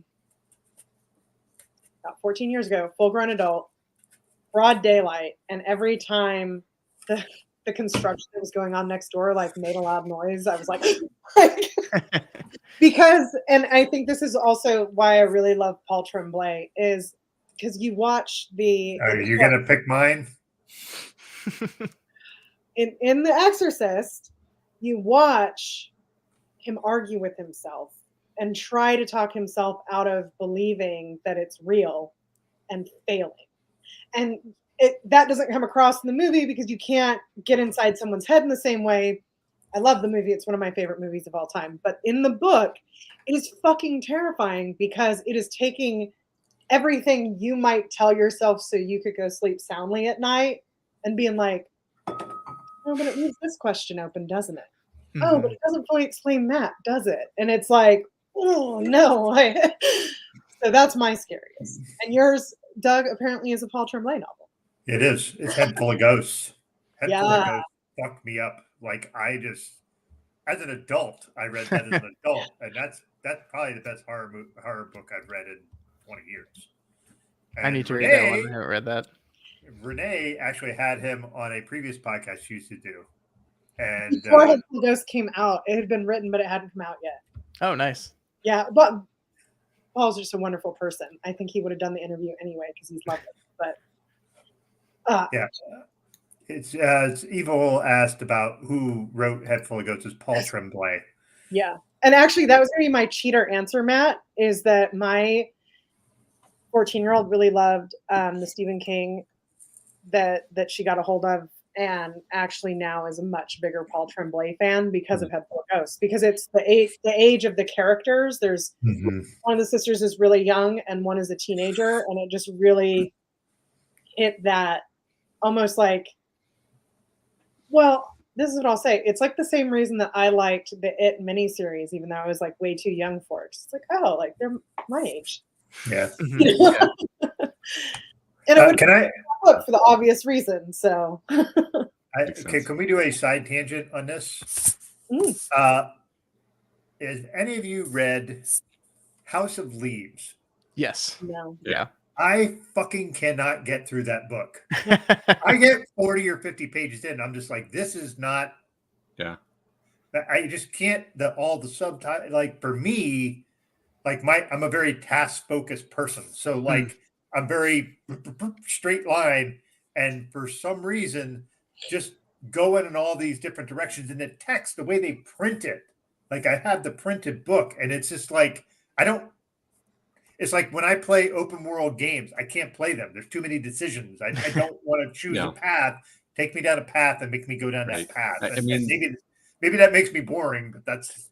I don't like gimmicks in books. See, my argument would be that that's exactly what the book wants you to feel is that kind of overwhelmed and choice paralysis, lost feeling of, okay, what do I read? Do I read this footnote right now? Or do I read that later? Like, where am I supposed to go? What's happening here? Like, that is all an intentional choice that the book is doing. I love that book. I think it's hard to read. Like, I started and stopped it multiple times for the exact reason you're talking about, Doug, which is like, I just, if you're a person that wants to read from page 1 to page 500 and like know that you're reading what you're supposed to be reading when you're supposed to be reading it, it is a tough hang.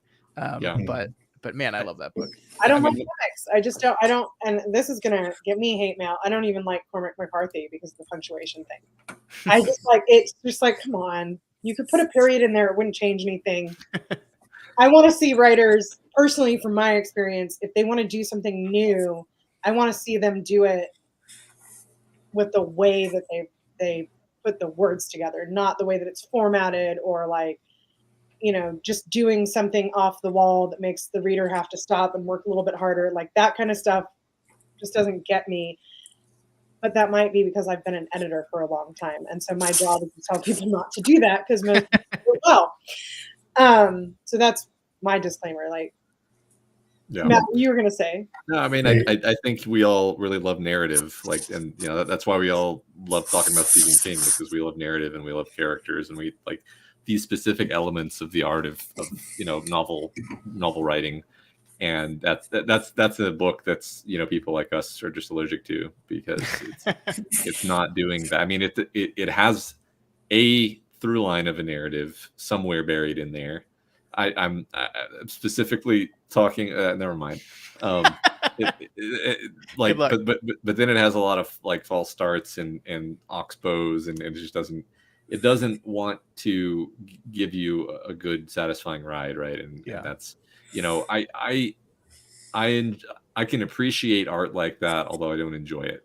We covered that for book club. We talked about it. We found a lot to like about it, but it's not something that I would ever read again, and it's probably not something that I would have read if not. Let me put it this way: I wouldn't have finished it if we didn't have to do a book club on it. Yeah, I think too. Like, I'm a little bit where you are, where like I appreciate it, but I don't like it. But then I can like it in some context. So like, I'm thinking of this book I read in high school by the director Harmony Korine. He did one that was just like a pastiche. Like, it was just like, it might as well have been his journal of like what he might want to write about.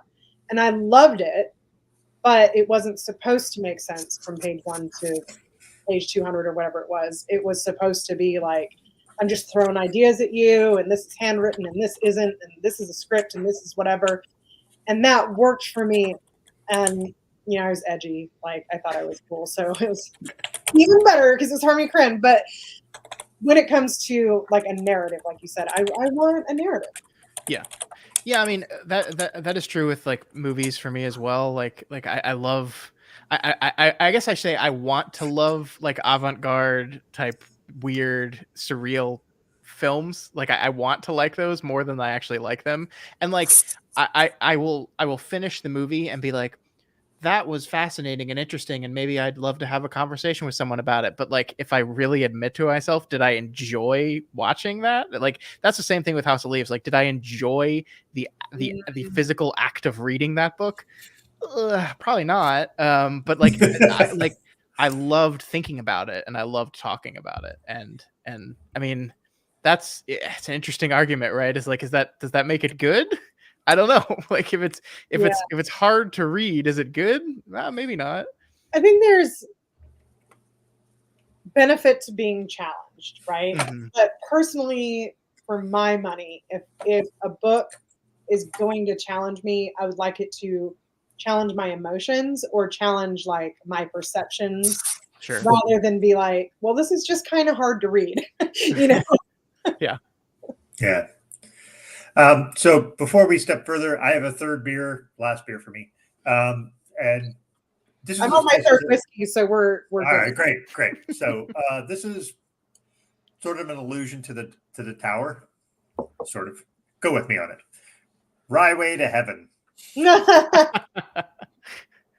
So That's this good. is just I love it. it, Is it's that a a, rye aged ale and aged in rye bourbon barrels. So from Revolution Brewing out of Chicago. Yeah, I just grabbed it because it was like what I had that I could actually figure out how to make it apply to the Dark Tower in some way. Mhm. Yeah. So this is a very big beer, so I'm probably not going to finish it because I would like to wake up tomorrow. But because it's a barrel aged rye, so this is like 15% ABV, which is very high, and so probably maybe half of this and I'll be good. So with that, the rye is actually pretty downplayed. Barrel aging is like very high. That is like very boozy. So you like boozy beer, that is definitely one to get. Part of their Deepwood series. Their Deepwood series, if you can get them, it's fucking great. But I love barrel aged, but I really love rye. I don't know. I feel like I was missing out. yeah, this the rye is there, but it's very much kind of muted as opposed to the barrel aging. So yeah, but that was my homage to Dark Tower. Was I had Ka, and then I had the Dark Tower as references. I love it.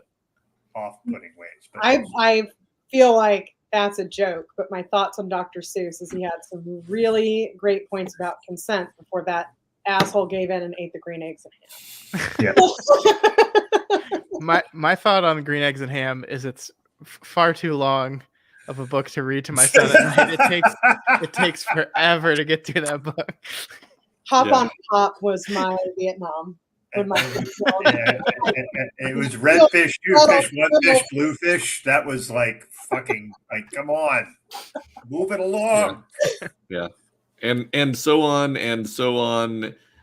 And then he tries the green eggs and ham. The end. Good night. See, my son's old enough now. He can't read yet. He's just about 3, but he knows the letters that there are words on page. And if he senses that I'm skipping, he's like, no. There's letters there. That's I too think long. we should all take this challenge from Danny. We should all write a book printed in Comic Sans 8-point font. See what'll happen. Yeah, it'll never get published. unless you self-publish, which is the only way I'll ever have anything published. Yes. That'll be the only way I'll ever have anything published. So self-publishing might be what I have to do. So we have to talk about, there's a particular question that, boy, it's way back here. Holy moly. Okay. Favorite King adaptation. I want to set a rule here. We need to just pretend like the Dark Tower movie didn't happen because it skews the entire conversation. Agreed. There's no way that you have time to talk about that movie and anything else. So just like it didn't happen. Matt, you want to go first on this one? I'm desperately going through my memory. So I don't know if everyone knows this, but Scott and I have a bonus Patreon podcast where every month we talk about a Stephen King adaptation, and we made our way through like a bunch. Not all of them, but all of the ones about. you'd want to talk about for an hour. All the ones you want to for talk the about. microphone. Yeah. I mean, there's definitely a short list of really good ones like Gerald's Game, Green Mile, The Shining, Doctor Sleep. These are the ones that come to mind. I'm sure I'm going to kick myself, and I'm going to remember like a bunch of other really good ones in just a second. But those are favorite, because like there's good, and then there's So favorite might actually be Doctor Sleep, and I say that despite having not read Doctor Sleep. So I don't know if I can say that, right? How can I know if it's a good adaptation or not? It was pretty good as an adaptation, if I recall. Really good. I really enjoyed that movie a lot. Yeah. Someone should do a podcast about Mike Flanagan. Someone. That's a great answer, though. I love Dr. Sleep, especially the director's cut. Really, really good. Yeah. What about you, Scott? What's yours? I guess this might be a boring answer, but I think De Palma's Carrie is so fucking good. I love that movie so much. Just like I love Brian De Palma. Like I think he's a fantastic director, and I love everything he did with that. Like it's a movie that is like true to the book, and I think a good adaptation, but also he does some different, really interesting things with it. I really, really love Carrie. That's the one that's jumping to mind right now as favorite. That's as our producer said in the pre-show, he hated the Misery adaptation. She is right with him. I don't know. I like that one. Renee, what do you got? As you said, I always get it wrong, so I'm not going to try and get the name right, but I really fucking loved the JFK adaptation. And I actually appreciate the changes that they made. I think were better than what was in the book, personally. That series like touched me. Like it hit me hard. But all-time favorite is probably the original It adaptation because, like I said, I watched it and I was just like, yes, this. My favorite bad one, Sleepwalkers, with the incest cat people. All right. I saw that so many times as a young person. I don't know, like it's so bad. I just want to jump on the bad one, the Langoliers. Yes, totally. The Langoliers. Oh my gosh. So bad, but it's so good. The Langoliers is a great answer because it's awful. But that was one that we watched. I remember watching when it premiered and just being, I like the concept of if you don't fall asleep on the airplane, you're gonna disappear and be gone forever. Like that's one of the things as a kid that scared the shit out of me. And like my dad was a pilot, so we flew a lot because we got to fly standby. And like there was a while there, I was like, I have to fall asleep on every single airplane. I have to fall asleep just in case we go through a time hole and I disappear. Oh, that's wild because I have really terrible altitude sickness, like terrible. I passed out at a Warped Tour and had to be like taken away because it was at a ski resort. So every time I fly, I pass out. So I'm safe. Well, you're safe. There you go. There you go. It's perfect. Was that your favorite bad one, Scott? Are you in agreement on the Langoliers? No, just to be different, I'm gonna pick. I'm gonna pick Thinner, which is an awful movie. It's an awful movie. It's so bad. It's racist and terrible. And yet there's something. Yeah. The book's not great either. But there's just something. There's just something about it that's like this is wild and terrible. And I can't help but like we did an episode on that, and I really enjoyed watching it as bad as it was. I remember watching it like when it came out, it was a big deal, like, oh, Thinner, and then it was just like, what are we doing right now? Oh my god. Yeah. Okay. So my favorite adaptation we mentioned earlier is Gerald's Game. I think that was such a faithfully good adaptation. The fact that they had the guy say all things serve the beam in the middle of it, that just fucking, I'm like, I'm sold. I'm in. Fucking. And all of the fans who have not read The Dark Tower were like, what? Yeah, no, all things serve the beams is a theme that runs through all of The Dark Tower. But the worst adaptation, and you guys are going to crucify me for this. Is The Shining. Yes. I knew you were going to say that just before you said it. Yeah. Yes. 100%. Because the book is fucking amazing, and all the fantastical elements of it are just great. And the only thing you see is the lady in the bathtub, and I'm like, that was my favorite part of that movie. And obviously, the problem, okay, Manny, fuck off, because I still think that's the worst adaptation. But like, I even King hates that adaptation to a point that like it's a visceral hatred of it, and it's something where like I read that book and I read it and I was doing your podcast with it where you guys did the whole thing and I was in agreement with all these things, and just the fanciful elements of that were awesome. And but also there's the fact that Kubrick tortured Shelley Duvall the entire time. That's not great. You watch it like what is she doing with this role? She's just shaking and crying the whole time, and then you find out how it was shot, and you're like, oh, she's just getting the shit kicked out of her and screamed at by Stanley Kubrick all the time. Like she's not playing Wendy. She's playing a person who's in a terrible working environment because that's what's happening. Mm-hmm. Yeah, I mean, to me, it depends on like how I know you defining love was. this movie. I know you love this movie, Scott. I'm sorry. No. It's I don't think it's a good adaptation. Like if the judgment of this is like, is it a good adaptation of the novel? No. In that, is it true to the novel and what the novel was doing and exploring? No, not at all. It is Kubrick taking this idea and saying, okay, that's cool, but I'm gonna do this.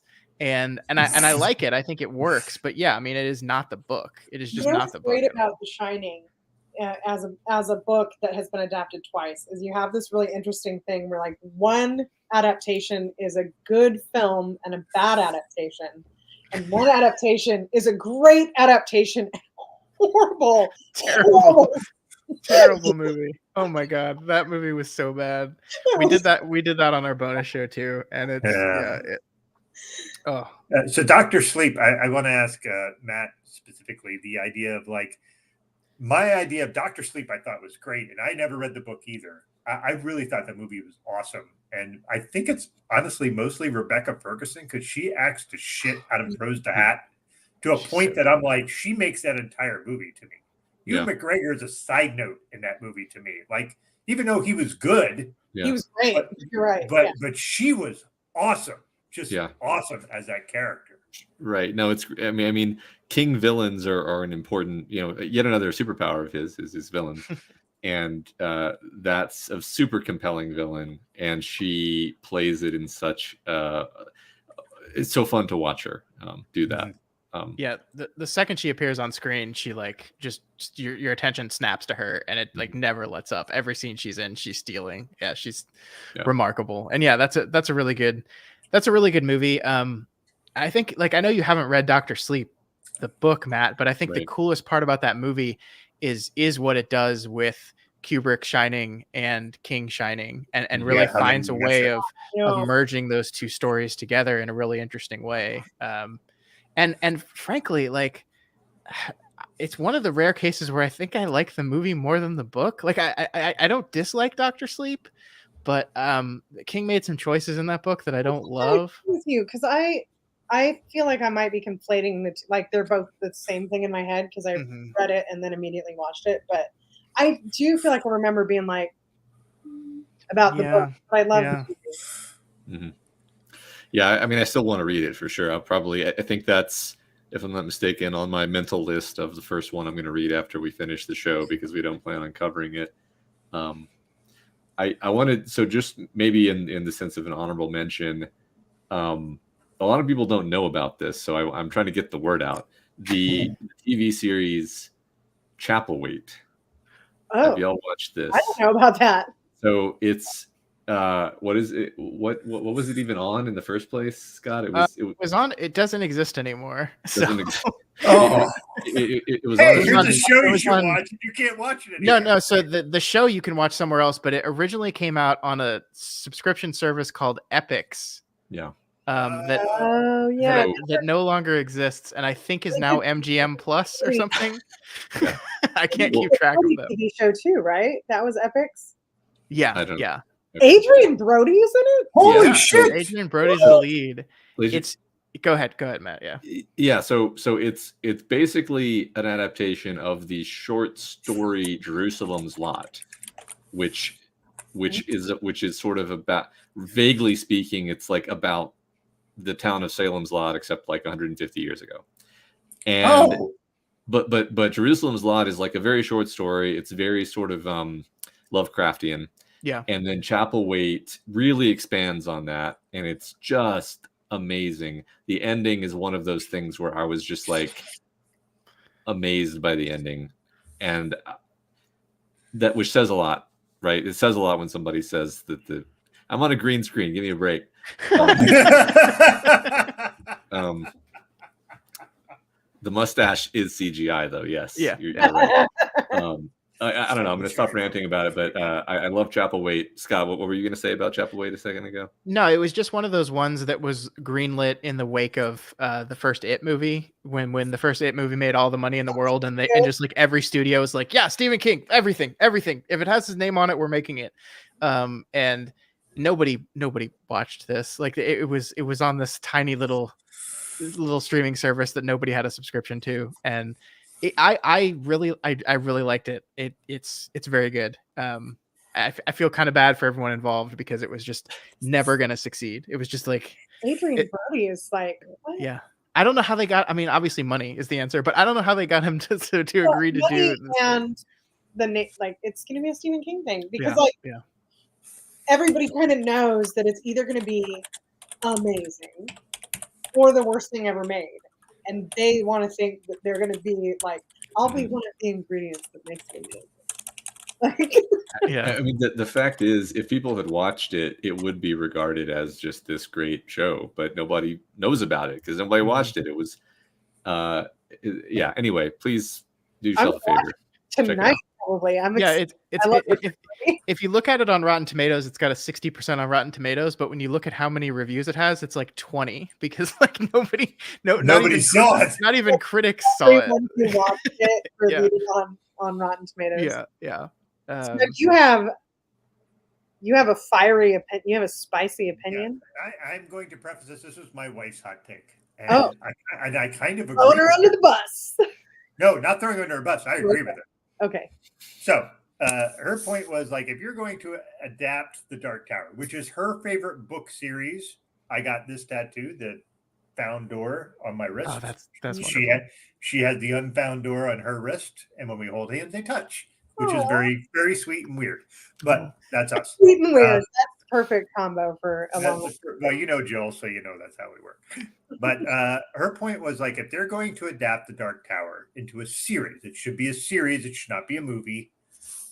It should be a series, unless you're going to make a series of movies. But regardless, she said you should start with the drawing of the three. Oh, I agree. Not start with the gunslinger and just do flashbacks to fill in the gaps. Yeah. And I thought that was fucking brilliant. Like, what do you all think of that?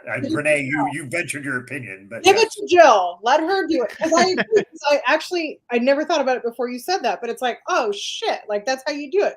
Because the gunslinger is so different from the rest of the series. Yeah. And it throws people off. Yeah.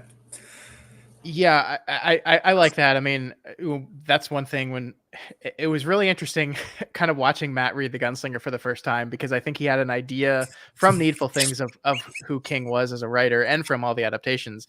And The Gunslinger is so different. It's him.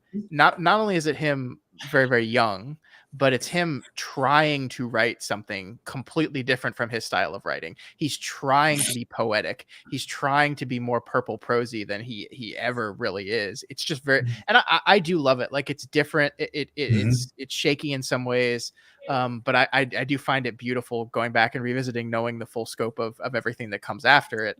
But then the 1-2 punch of Gunslinger moving into drawing of the three is just like, whoa, what the fuck? Like what happened? Like I feel like this is a totally different person, and he's the drawing of the three has such energy to it. It just moves. It's like right away, and it's just in there, and it's like vintage King in all his glory. So it is so messed up about the Lovestrosities, but yeah.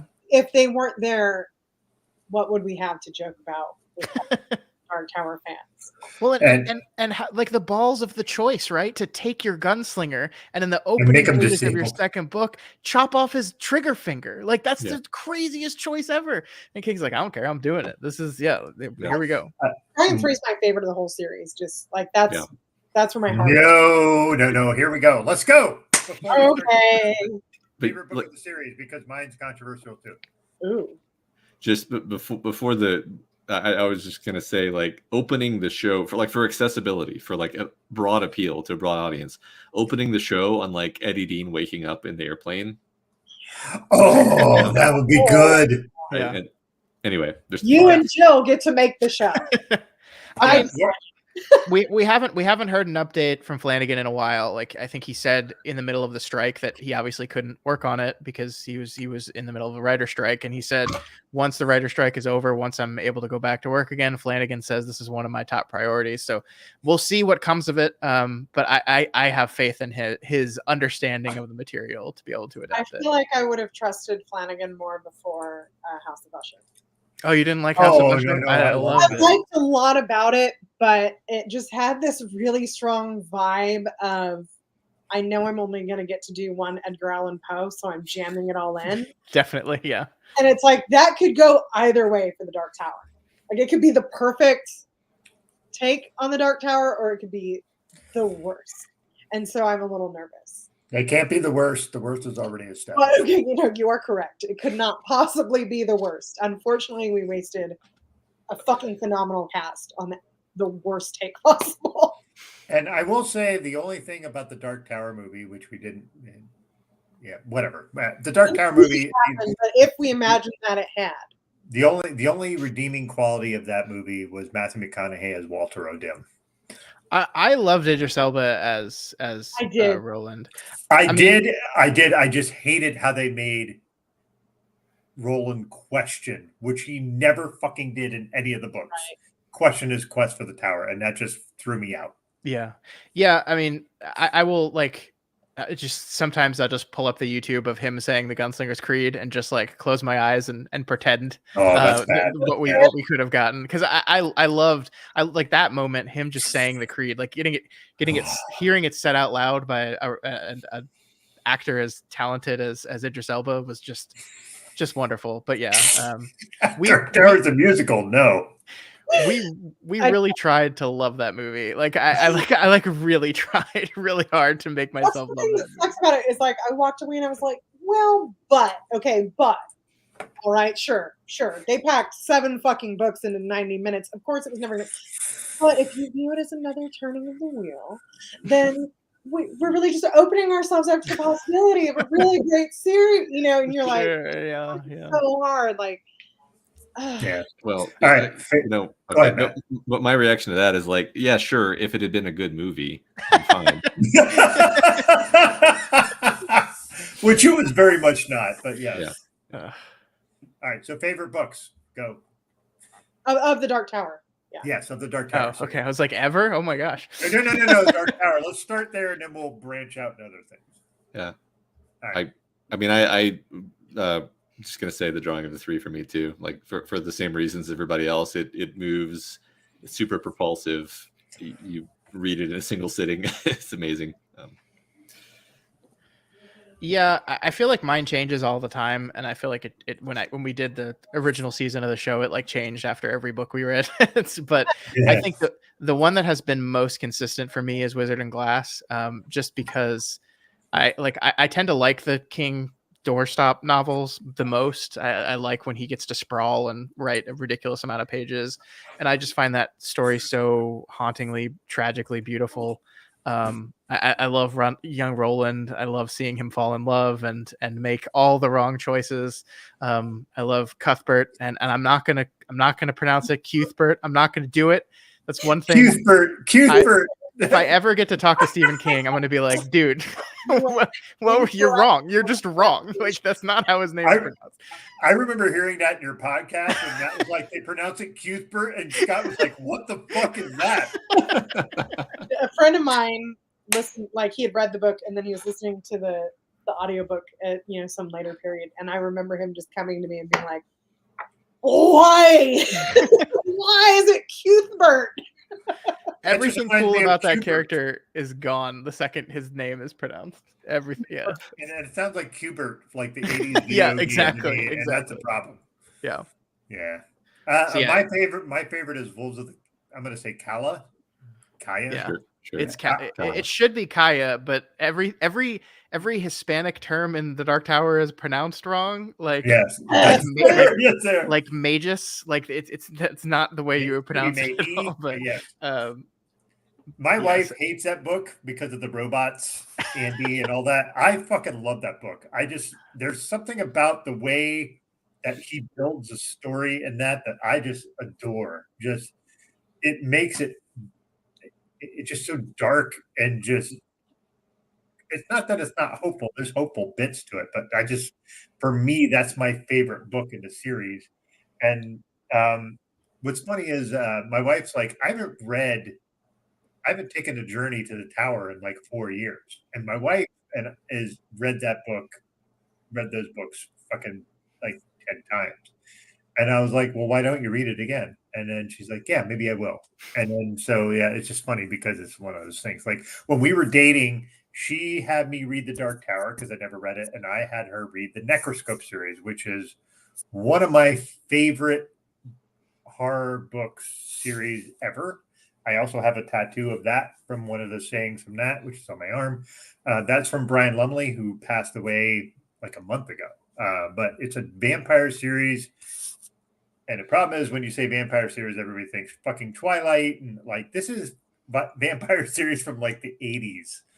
So like, he does this really interesting thing with his main character where the main character has the ability to talk to the dead but also has the ability to instantly transport places because he figured out a thing to work on the Mobius strip where he can travel on it. And the way he writes it sounds totally plausible. And I don't know how to explain how that works, but my wife read those and I read The Dark Tower. And then she didn't get a Necroscope series tattoo, so I'm a little salty about that. But I got a Dark Tower tattoo, so it's all good. So now we know which series is better. They're very different. That's the thing. It's like the Necroscope series is very classically horror themed, and then the Dark Tower is just fucking sprawling and it's horror and fantasy and fucking all over and romance. It's a lot of different things. I'll say this about the Dark Tower and the Drawing of Three in particular. I obviously needed my husband to read the Dark Tower. Like, that has to happen, right? And so we started listening to the audiobooks on like family trips. And then COVID hit. So we never, like, I don't think we even finished the Drawing of the Three. But to this day, he will just like randomly talk about like, well, he was fighting naked, so he's a real man. He already has references. Like, that book hit him hard enough that he'll send me a text that's like, not a chick. Is that something we all have? Those who have read The Dark Tower always have a saying that we use out of that. Is there something that you use in somewhat everyday life? I'm not saying you have to say it every day, but something that's fairly common for each of you. What if there is? What is it? Me and my oldest daughter will say "thank you, Sai" to each other, even though she hasn't even read it. I just established this and I explained what it was from, and she likes it. So it delights both of us, even though she doesn't even know what it's from. So I love it. Scott? Yeah, I say thank you, Sai, and I say Sai a lot. And I have to check myself at like work meetings sometimes when I feel it pop into my head, and I was like, no, I can't say this. I'm gonna cause more questions. But yeah, that comes to mind. I mean, it's like King does this thing. It's very evident in The Dark Tower, but like in all his books, where he'll just like invent an earworm saying from in that book that's used over and over again in that book that just sticks with you. Like in it's the saying that Bill Denbrough says to himself over and over again. He thrusts his fist against the post and still insists he sees the ghost. Like it's just like he always has like an earworm saying made up or like a slogan, I guess you could call it, for his books, and it always they all stick with me. Yeah, that's a good one. Thank you, Sai, is one that I use, but one that always pops in my head. I don't say it because people would think I'm mentally in need of mental health facilities. is go then, there are worlds other than these. And I think of that all the time, especially when it's weird shit where you're like Matrixy kind of dumb stuff where you're just like, oh, okay, well, that feels like sort of like I'm in the Matrix. Why is that the way it is? And that's where that sort of pops into my head. And I like to think everybody has those moments, but maybe it's just me. But yeah, there is that. He does have a knack for giving characters memorable tics. And actually, I wanted to touch a bit on Scott that I just realized is when you mentioned Wizard and Glass has my favorite small villain that doesn't get explored much. And it's the TikTok man. That is a guy that he is fucking terrifying. And what was it? Was it Gasher? Was the guy that took him? Yeah, through? that's who grabbed Jake and took him under Lud. Yeah, and it's one of those things where I'm like, Gasher is fucking terrifying too. Yeah, but that is that. What's that? Is Gasher the pusher? No. It's been years. Gasher, but Gasher is the guy who takes Jake to the TikTok man. Okay. And he's just like abusing the shit out of him as he gets him to the TikTok man. And just that whole sequence in Lud. Sorry. Yeah, Blood. Yeah. It's just fucking great. And it's just it's 100 pages, and that shit sticks with me. Like the TikTok man's a terrifying fucking villain. Mm-hmm. Thank you. Mort's a great villain too, but yeah. Yeah. Thank you, Evil Mike. That was going to drive me nuts. So now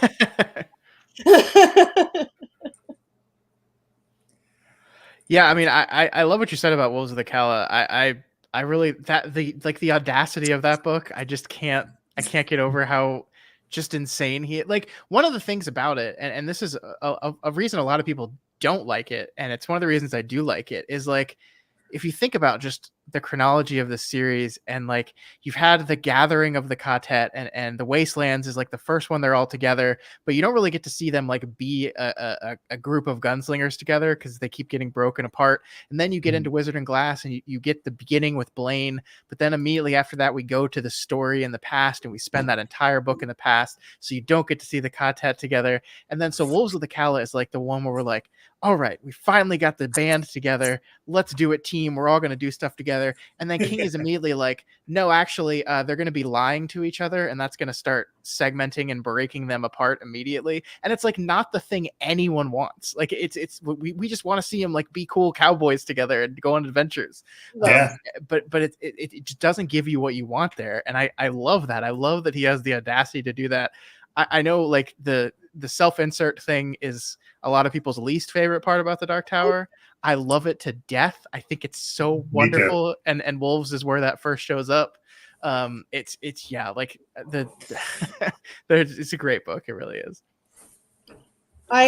my thing, and I don't say it out loud a lot because like Doug, people would be like Tudor fish sandwich. I cannot have tuna anymore without that being like Tudor fish. Yeah.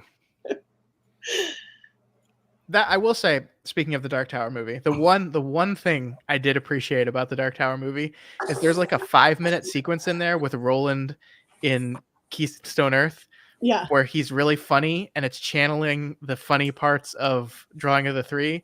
And I was like, oh, this is almost working on me. Like this is almost working. And almost.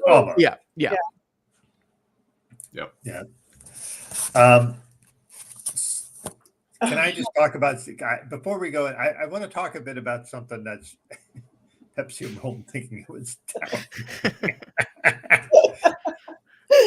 I want to talk to you about something that pains my wife to this day, and it has been 6 years. Oh. So, Stephen King and Owen King did a book together called Sleeping Beauties. Mm-hmm. A guy I worked with said, I had tickets to go see him at Bard College in upstate New York. Now, I live in upstate New York. I'm like, this is great.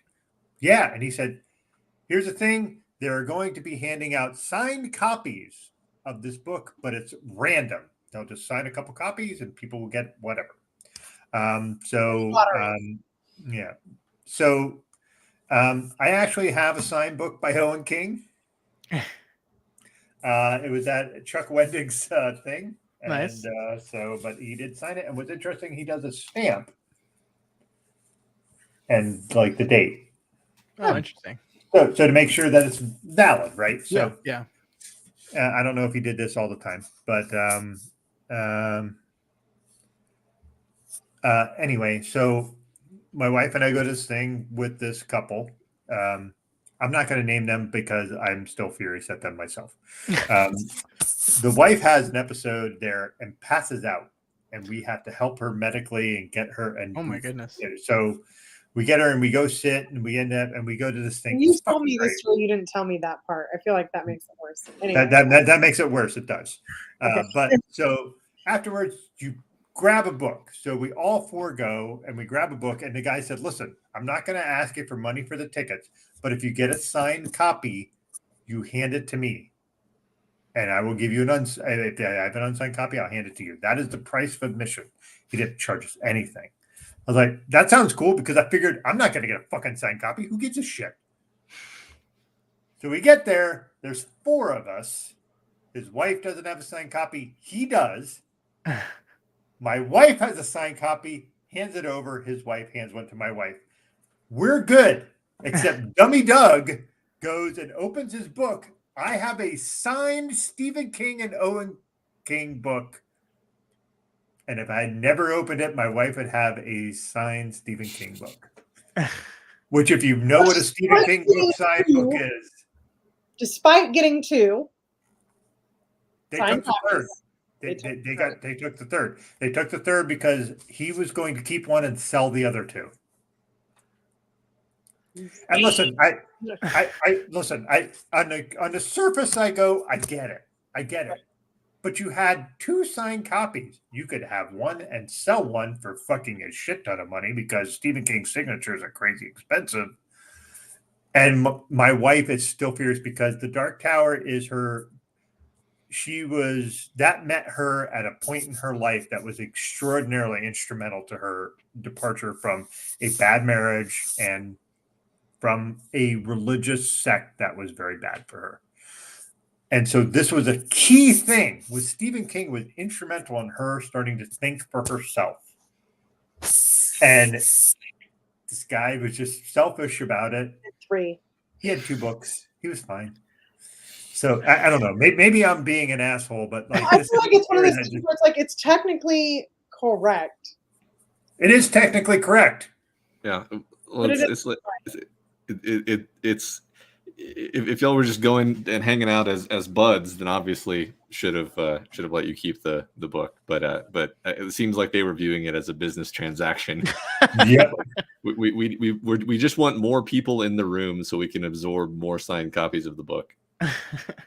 Right, because you hear, I don't know, to me, I hear that and I think, well, you want to make sure you get one. Or maybe you want to make sure you get 2 because you saw one to make up for the ticket price. But like, you have one, your wife has one, and you still. This is the point right here. Cobb and bad Cobb. That's exactly right. Yeah. Isn't all kind of bad Cobb? But I think I want people to get joy. Yeah. Like, I want money like everybody because it brings me joy. But I also want other people to have joy. So if I get to have both, like, fucking win. Mm-hmm. Yeah. And that was just, I'm sorry, that was a tangent of just. No, I'm still glad you brought it up because I'm still angry about it. Yeah, I am still angry about it. It's been 6 years and that shit makes me mad. I have signed copies of books from Neil Gaiman and Neil Stevenson and like a couple other things, but like that was something that my wife wanted. And my wife asked for very little. And just the idea that and if I just would have never opened the fucking book, you realize it's the mental fucking, yeah. Like I want to take a hammer and just like do. Like, why did you do that, dude? Just leave the book closed. Nobody cared. He would have been fine. And like, frustrating. Ugh. Sorry. We're over, but I still got to do it, Doug. Favorite, first of all, this, and also the new screen name, which is speaking of earworms from the book. Yeah. Yeah, you're right. That was not a great book. I read it. No. That was on my journey through it chronologically. That was the one I got stuck on for like the longest time because I found it difficult to get through that book. My hot take, I haven't read any of the Owen King stuff, so no opinion on it. But my hot take is that Joe Hill has a lot of the things that make Stephen King great and not a lot of the things that make him not as great. Like he's he's like 2.0, right? Mm-hmm. Yeah. He learned all the right lessons from his father. Yeah.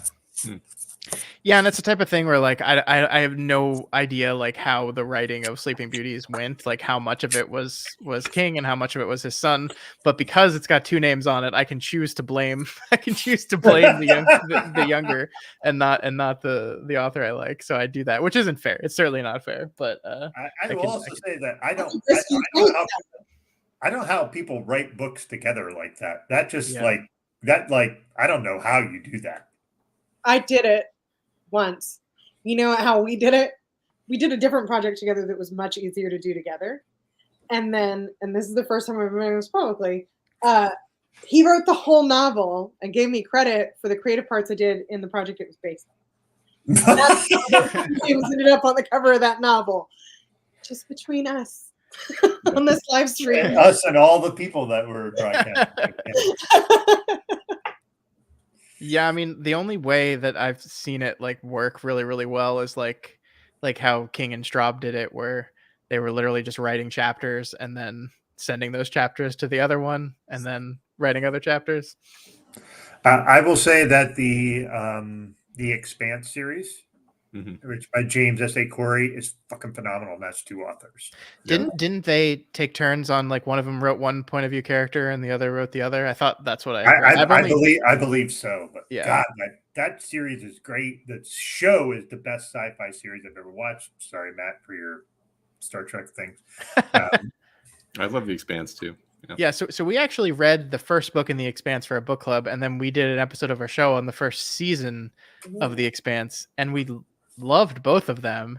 And then I think it was one of our friends said they were going to do a podcast about The Expanse, and so I just said, okay, well, I'm not going to read anything. I'll wait till they do it, and then they haven't done it yet, so I've just not read any more in that series. But you are well within your bounds to do it now because it's been fucking years. Yeah. So I just want to put this up. Joe Hill is better in comics. I fucking love his novels, but I still agree. I think that the Lock and Key books are like, here's a hot tip. I will say that the is here, and those are like the Nosferatu audiobook with Kate McGrew reading it. And I read that I was listening to that during Christmas time, and that was just not the right fucking time to listen to that book because holy shit. I was like, I need to stop. This is not great. This is really creeping me the fuck out. I actually had to stop. It was similar. It was similar to when you guys were doing Insomnia. So when you guys were doing Insomnia, and this book is all about like old people acknowledging they're getting to the end of life. And I had a heart attack. And then I started reading Insomnia. I'm like, I can't fucking read this. I need to stop. I'm like, I can't read this because it's not time. And I gave it like a year, and then I read it, and then I followed with your podcast of kind of and that book is weird as shit. It's so weird. I love it. It's so weird.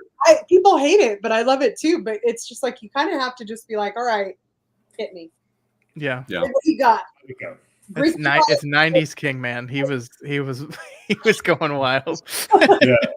Yeah. Matt, what was your opinion on the Insomnia thing from that? Like from the perspective of viewing it as like I'm reading it now.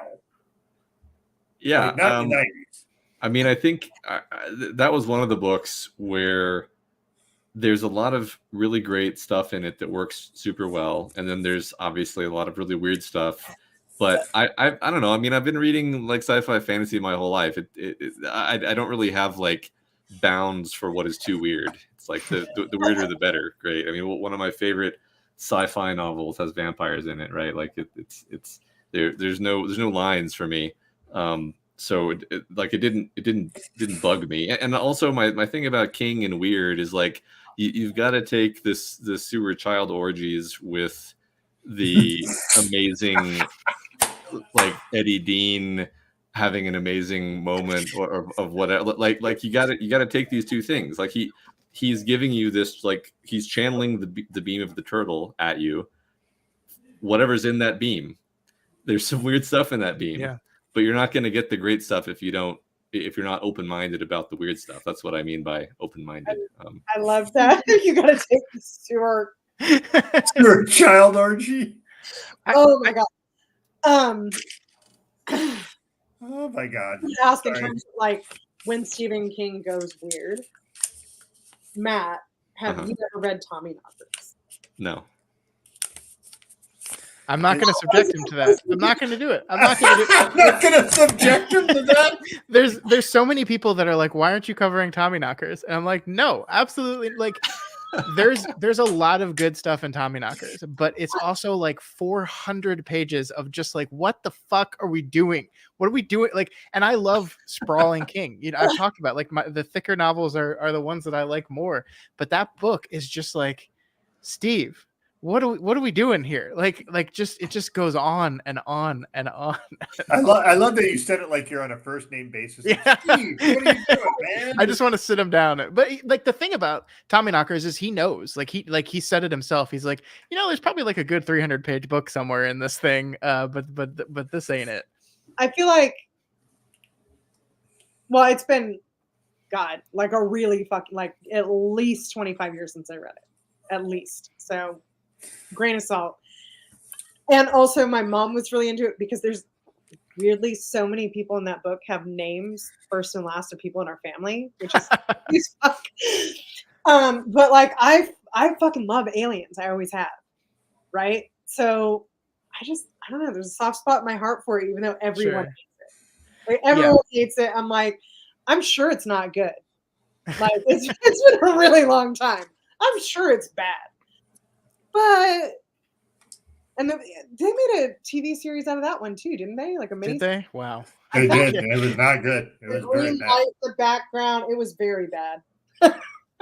I do think it's interesting when King specifically writes aliens how it doesn't work. Like Tommyknockers and then Dreamcatcher is another one. Like I don't know what it is when he specifically tries to go aliens.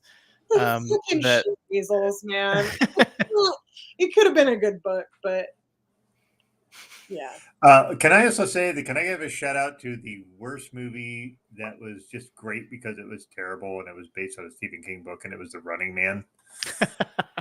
The Running Man movie, I fucking love. It's so bad. Yeah, and it's just not the. It's just not the book at all. Like right. It's so different. It isn't. Not it's at so all. different. It's just a cheesy Arnold Schwarzenegger movie. Yeah. That they put Stephen King's name really on it. bad one-liners. Like it's fucking great. It's good. Yeah. When I briefly lived in the suburbs, there was an ice cream truck company called Maximum Overdrive, and it used to just drive me crazy. I don't know what that movie is about. That's not. My kid's not allowed near your truck. Now I'm scared. No, but it was a terrible movie as well. It's a very terrible. Real quick lightning round. I was going to say scariest book, but I feel like that's too broad. What is the most recent, like as an adult, scariest moment in a King book for you? Where like you felt what it felt like to be a kid that was scared again. It's a really good question. I'm trying to think. Uh-oh. I have one if I could. Yeah, go for it. Mine is not when you're a kid. It's being an adult and a parent. Yeah, okay. And it's the outsider. Oh. When the dad gets arrested for something he didn't fucking do, and you're just like, fuck. Like, I know how, just the desperation and loss. So you're like, I didn't do anything, and yet here I go.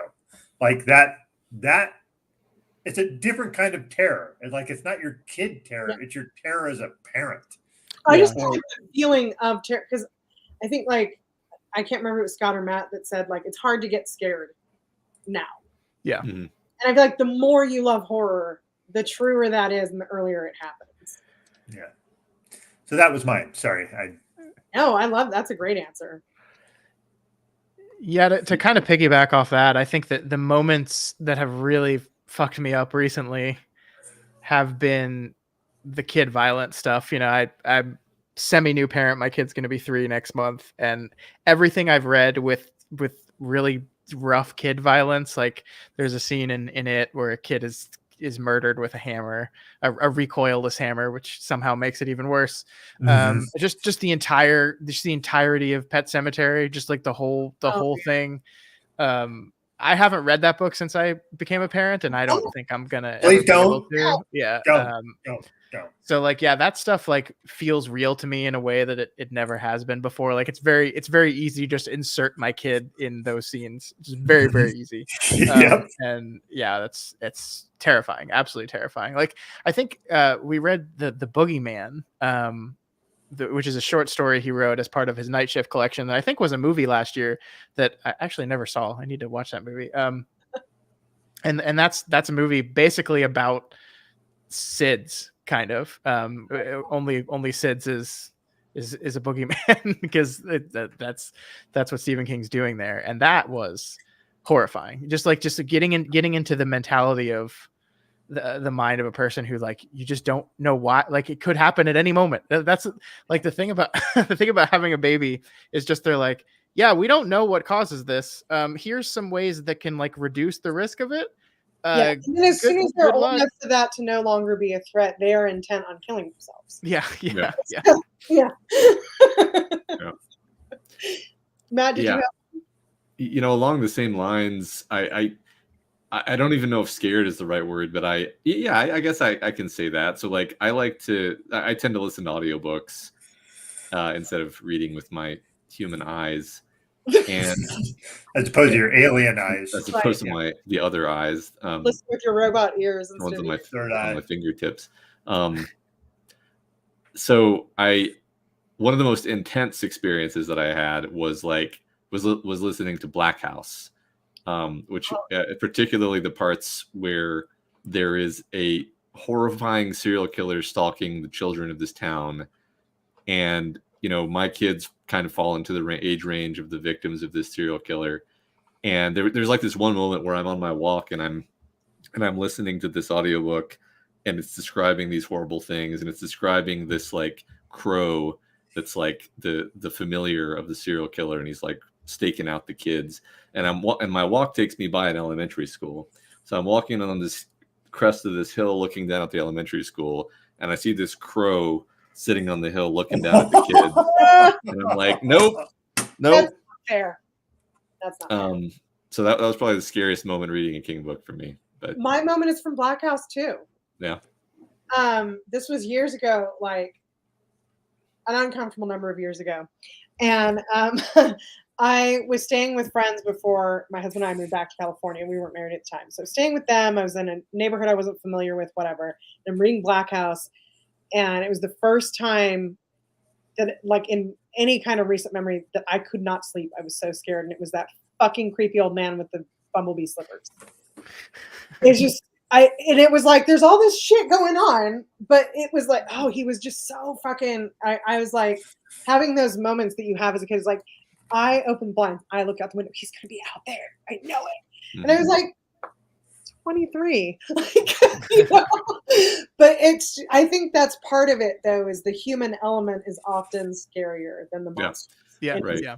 That's, you know, a more recent example is just the idea of this cop who's pulling people over in the desert and arresting you, and you don't know what he's going to do with you. And that's scary even before you realize he's possessed by a demon. I'm talking about. Right. Yeah, that's what I mean. I live in the desert. And if I am out on one of these roads, there's not a lot of people around. If I even see like a cop in a speed trap, I'm like, right. It's almost scarier before you learn too much about him, because just the idea of being pulled over by a psycho cop is scary enough on its own, right? Yeah. And that may be another superpower, right? Is he takes these things that are scary anyway. Mm-hmm. Yeah. And that makes them scary. Because to me, if there's a cop behind me, I immediately assume like my speedometer must be broken and I'm actually going 100 miles an hour. Like, you know, like something is wrong. I'm going to get pulled over. It's going to be bad. Like that's where my brain goes immediately. Yeah. So to take it and it's actually a bad cop, like it's, Yeah. So my registration on my car has been expired for 2 years now, and I haven't fixed it yet. So like every time I drive by a cop, it's like, oh, this is it. Here we go. Today's the day. Hey, Scott, maybe you should take care of that. So the problem is now, because it's been so long, I have to go into the DMV to do it. I can't do it online. And that's a lot. So it's like they should make it easier for me when it's been 2 years, not harder for me. Hey, you haven't done the shit you're gonna get. It's gonna make it hard.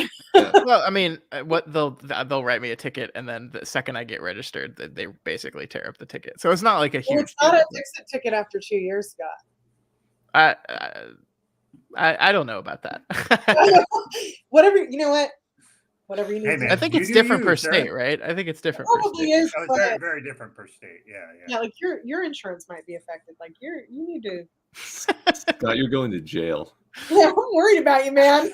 Our next show with the Kingslingers will be Scott in prison.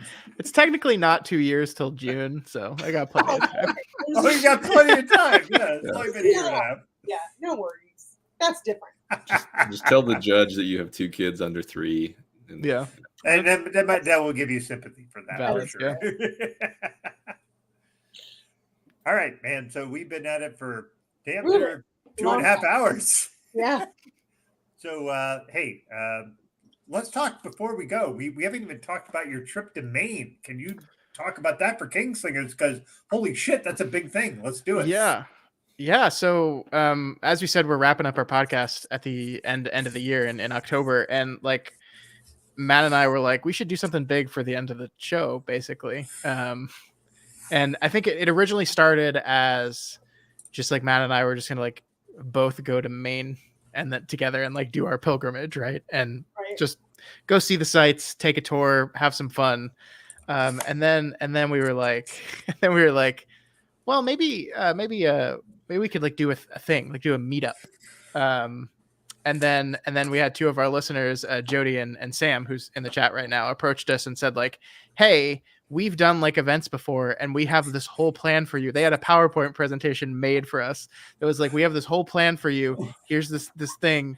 If you say yes, like we'll help you plan it and we'll do a lot of the heavy lifting for you. And it was awesome. And then we were like immediately like, yep, 100% we want to do this. And so basically, yeah, it's turned into like a big event. We're sponsored by SK Tours, which is the local tour company down there that runs tours. So we're having some private tours with them throughout the weekend. We also have rented out a place where we're going to do like a live recording. Robin Firth, the author who has like has worked with King for a very long time. She wrote the Dark Tower Concordance, and she was a researcher and is a researcher for him still actively. She's going to come and we're going to talk with her for a couple hours just about the Dark Tower, about her experiences and everything. So it's gonna be a really fun time. Yeah, so we're making this big trip to Bangor. There's gonna be a bunch of people there. It's we're really, really excited about it. It's gonna be great. Sounds exciting. I just got to get my car registered before it happens. Yes, especially if you're gonna drive there. Are you gonna drive there? Please tell me you're not gonna drive. No, we're definitely flying. Like Maine is about what Bangor is about 8.5 hours from me.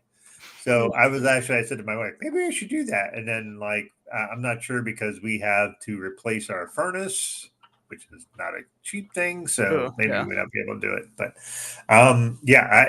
I encourage people, if you have not followed the Kingslingers podcast, please do. Like, it is a really good time. These guys are just fucking fun. They just talk about shit. They have a good time. And they talk about Stephen King books. And if you've not read a lot, I'm going to tell you, it's a great companion to start reading things. Like, I had never read Insomnia before. And you said, well, I'm going to read Insomnia because it's Dark Tower adjacent. And then I was like, great, I'm going to read it. And the problem is, I thought the Insomnia movie with Robert De Niro was the fucking movie. And that apparently was not the actual movie. Thing when it happened, like when it came out, I actually was lucky to have that corrected before I saw it. Yeah, I made the same mistake for a minute.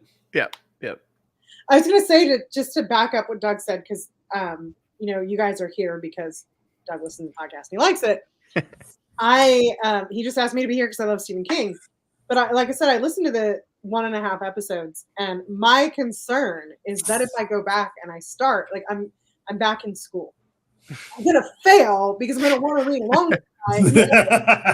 So because it's really compelling, it's really fun, and I think if you're not a Stephen King fan, I don't know how the read-alongs go because I was listening to the ones about movies, but for me, I was like, man, if I didn't have to do the show tonight, because I listened to the thing over 2 days, if I didn't have to do the show tonight, I'd be watching that miniseries so I could like decide, do I agree and disagree? Yeah, you're right about the thing with the fortune cookie, like whatever.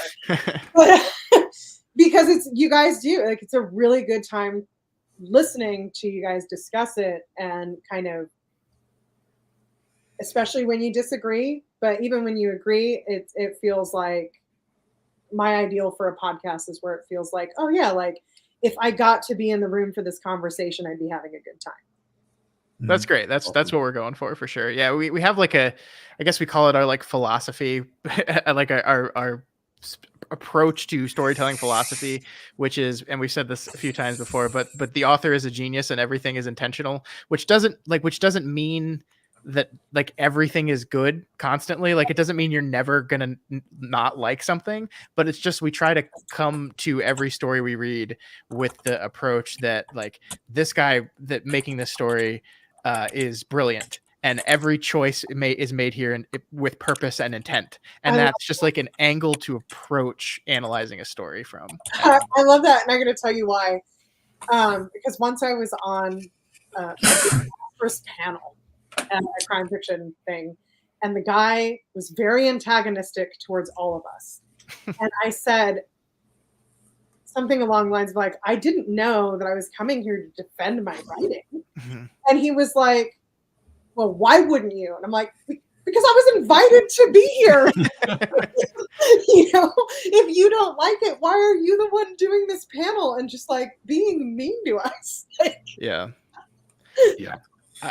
I mean, I think that's one thing that's just like diametrically opposed to the way I view art. Is just like a lot of people view art as like they go to it and say, okay, impress me, right? And I feel like that's such a backwards way of doing it. It's just like if you greet something open-minded, ready to be wowed or moved by something, it's just a better way. And again, it doesn't mean, a lot of people hear that philosophy of ours and they're like, oh, so you're never allowed to dislike something? It's like, no, of course not. We dislike things all the time. We dislike things in King books all the time, but it's just a way of approaching it that's a little different and more open-minded. Yeah. I think that's great. As somebody who's like really involved in the writing community, I think about how people say, like authors get really pissy that bad books are popular. And it's like, well, you know, if you sit down and you spend your life trying to figure out like exactly the right way to say something and how narrative is supposed to work, all of that, like it feels really important to you that 50 Shades of Grey doesn't do that. Mm-hmm. But E.L. James became a billionaire off those books because she hit something that a lot of people were looking for and a lot of people resonated with. Yeah. And it may not be something I resonate with, but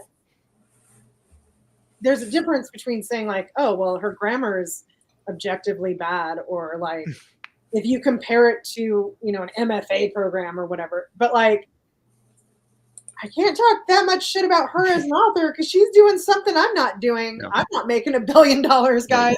You know, and so it's like that's probably a bad example. No. I think that's a good example because there's something to be learned from it, right? The grammar is not what you learn from it, but there is something to be learned from it. It's about like what do people want, right? What do people want out of a story? This is giving them that, whatever that thing is. Figure out what that is, and then write your own story that encapsulates that, but with good grammar. And maybe you'll make $1 billion, but you got to be open-minded. It encapsulates that, but from your point of view, like I'm listening to some like new adult fantasy audiobooks right now, and they're like highly controversial. And it's the same thing. It's like you can hate them because they don't follow the rules you like, but like they just make a shitload of money. Right. For me, like the word like people will sometimes say, often say like. They'll use the word flawed to describe books and movies, and it's just a huge pet peeve for me because it's like, well, you're implicitly saying you have some standard that you're judging everything against, and it's like that's just not perfect version, right? Like, and everything has flaws. Everything.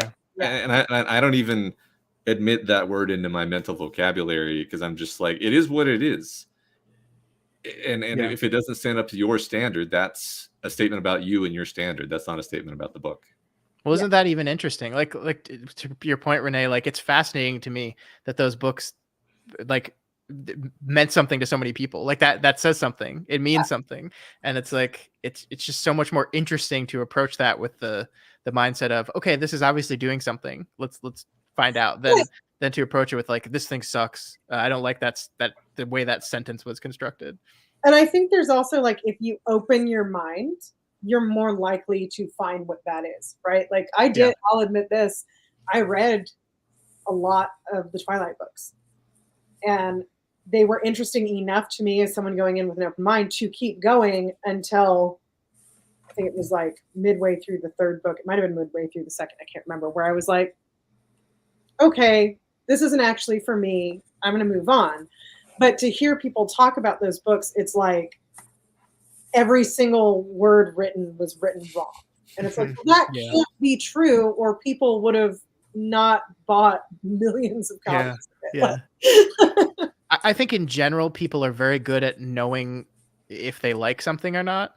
I think they are very, very bad at being able to explain why they don't like something. And they usually grab for like the most obvious, like little nitpicky reasons when it's when something's not working on you. It's probably more of like some overarching issue with the narrative or the story or something is not hitting you the way it should be than it is these like people are obsessed with the concept of plot holes, and it's like those, I mean, if the book's working on you, plot holes don't usually matter really.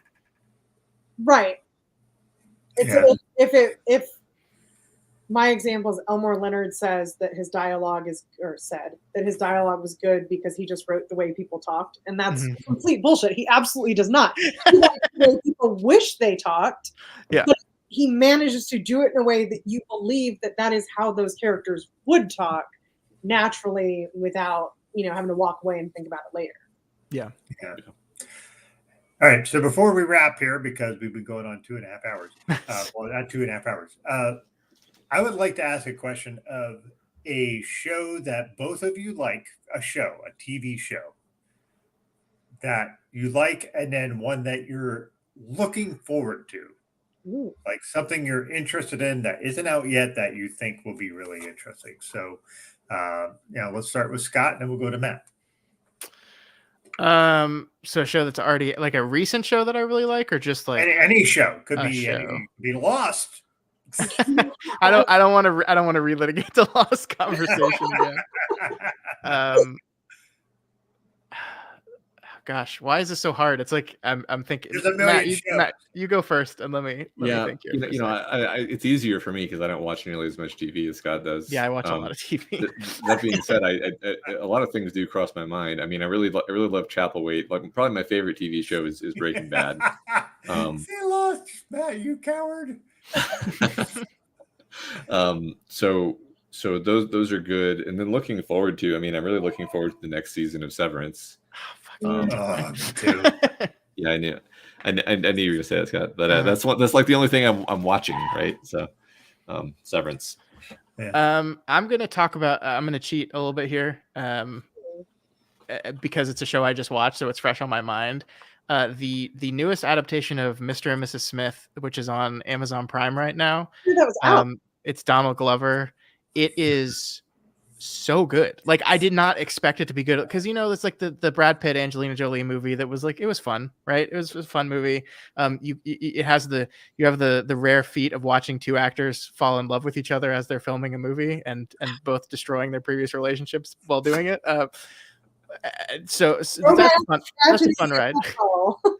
But like, this show it's just a show about relationships. It's just a show about a relationship between two people, and also their international assassins that go on missions and do stuff. And it's just, the writing is so clever. It's so funny. The two leads are just so good. It's remarkable. Like, I was so surprised by it. Yeah. Thanks for reminding us, Sam. Andor. I get to watch that. Andor might be my favorite show, actually. It might actually be my favorite show. It's hard to say because Breaking Bad actually finished, so I can say in its totality, it's amazing. Whereas Andor, the first season was amazing. I would be perfectly happy with Andor as a show if it just ended there. But anyway, I love Andor. Yeah, that's true. Renee, for you? So a show that I'm looking forward to.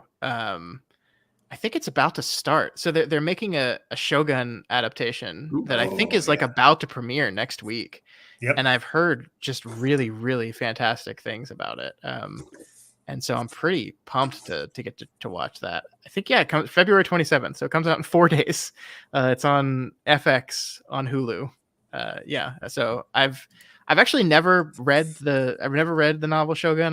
Apparently Matt, I don't know if you knew this, that they made They made a miniseries Yeah. in Oh yeah. the 80s that was like Yeah, I've the seen most popular thing ever. Like more people watched it than watched the Super Bowl 2 weeks ago.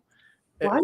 Yeah. Yeah, there I was knew- more people that watched that than watched the Roots, the Roots miniseries, Yeah. Winds of War by Herman Wouk, which was Wow, a huge yeah. miniseries back in the 80s. The 80s was rife with fucking Yeah. minis. Yeah. I read every. Speaking of things I was reading in high school instead of Stephen King, I read every single James Clavell novel, and I watched that miniseries. Yeah. Yeah. So yeah, that's definitely gonna be my answer. Shogun premiering next week on Hulu. Nice. All right, Renee. I have a handful of favorite TV shows of all time. So I'll just go with the one that I'm on like my third rewatch of, which is The X-Files. And it aged better than you would think. In the last I need to start rewatching that. I told you I was going to rewatch. Yeah, that. well, the last 2 seasons aren't as bad as you would think. You just take out all the ones that are supposed to be part of the big plot, ignore those, and watch the Monster of the Weeks, and they're great. So I love that show. It's like it was formative when I was a kid, and like I said, I think it stands up. What I'm looking forward to, I'm gonna cheat. I'm always behind on TV. I have a hard time, like, I'm kind of like, well, the time I'm going to spend figuring out what to watch, I could be watching something. Heck, you need to share more. Who was he? Is your dad Kumail Nanjiani? Anyway, so I'm looking forward to something that's already come out and everybody else has already seen, but I'm looking forward to season 5 of Fargo because I'm in the middle of season 3. And I keep hearing how good season 5 is, and I love John Hamm, so I'm like, all right, okay, we're gonna get to the end. We're gonna get to the end of season 3, and I've heard I can skip season 4, so I'm gonna do that. And season 5, I'm excited about. Season 5 is very good. Really loved it. But I didn't watch that show, Daniel, because Lone Gunman was a great show. Was it really? It was a short show that was a derivative of. No, I'm aware of what it was, but I thought it was I thought it was going to be terrible. I love that show. It was so dumb and silly and just awesome. Like it was not. If you're looking for cerebral stuff out of a show, that it was more silly than it was anything. So, well, but see, that's what the later seasons. What I love is that they've really leaned into silly in a way that they only kind of skirted in the original series. So, like, there's this episode with Rhys Darby, who's a were-lizard, but doesn't know it. It's some of the best comedy I've ever seen in my life. There's another episode where there's an actual they. He's a person called they that is spreading these things, and he gives Mulder the answers to everything, but he doesn't believe it's real. But then at the end, Skinner says something that you're like, wait, was all that real? And it's fucking hilarious, but it gives you that thing at the end where you're like, it was about the Mandela effect. And like Skinner proves that this guy, these claims he was making, they all really happened. Yeah. Whereas Mulder and Scully are like, this guy's crazy. We don't know him. Yeah. All right. So I'm going to say my favorite show to rewatch if you're going to rewatch something. And I generally don't rewatch things. It's just not how I roll. I don't like if I watch something. All right, great. I like that. That was great. That was fantastic. I generally don't rewatch things. It's not how I am. Hey, welcome, Brett. You're late, but you're here. That's good. I'm going to say if you're going to watch something, my favorite show, maybe of all time, and that's saying something because I've watched a lot of TV shows, is Black Mirror. Anything from that show, it's just so fucked up and weird, and that tickles all my synapses in my brain. It just does. I just fucking love it. I don't know why. What's that? It doesn't hit me. I don't know why. I like the Star Trek episode, but other than that, like everyone, I'm like. Yeah, there's a lot. So the thing I'm looking forward to, besides Severance, which I totally am looking forward to, because that first season was just like mind-blowingly awesome. This is something from Guy Ritchie. Oh.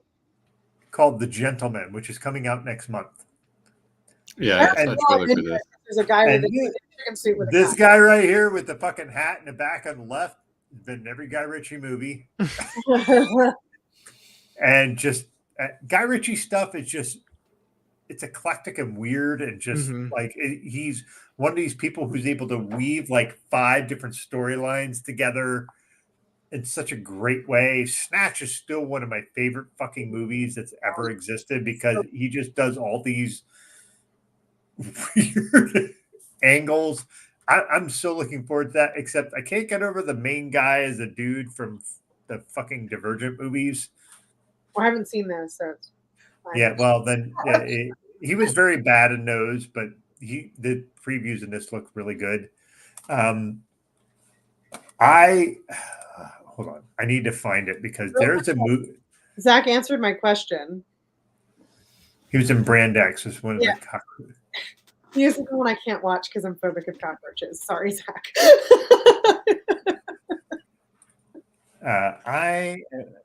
Hold on. There is a movie that I am going to share, which is just, it looks absolutely fucking insane, and I am here for it because it involves one of the Skarsgård kids. One of the Bill Skarsgård. Is called Boy Kills World. I can't play it. I can't play it because we will get copyrighted and we won't be able to have the video up. The trailer just looks like the most insane movie you've ever seen. Bill Skarsgård plays a guy who is mute and deaf, but is a contract killer. And it's just like, you have to watch a trailer. I can't play it here. Please go look it up because when you look up, you'll be like, that looks like the weirdest fucking movie ever. And I am fucking here for it because it's so weird. It is just great. He's good. I buy him no matter what he does. And he does. Well, Bill Skarsgård was the main villain in the last John Wick movie. Oh, John Wick is a phenomenon that has blown by me. Renee. All right, before we go. I'm not saying that. I'm not the kind of person who says shit like I love shit like that. I just didn't get on the wave. Yeah. Matt and Scott, did you see the John Wick movies? Yeah, I've seen them all. I don't think Matt has, right? That's like the first one. I've seen the first one. I liked it fine, but there's a lot of boobies. What's great about it, you watch the first one. What's great about it is you're just like, all right, here's this thing that happened, and then when you go into the later movies, it's like the reverse.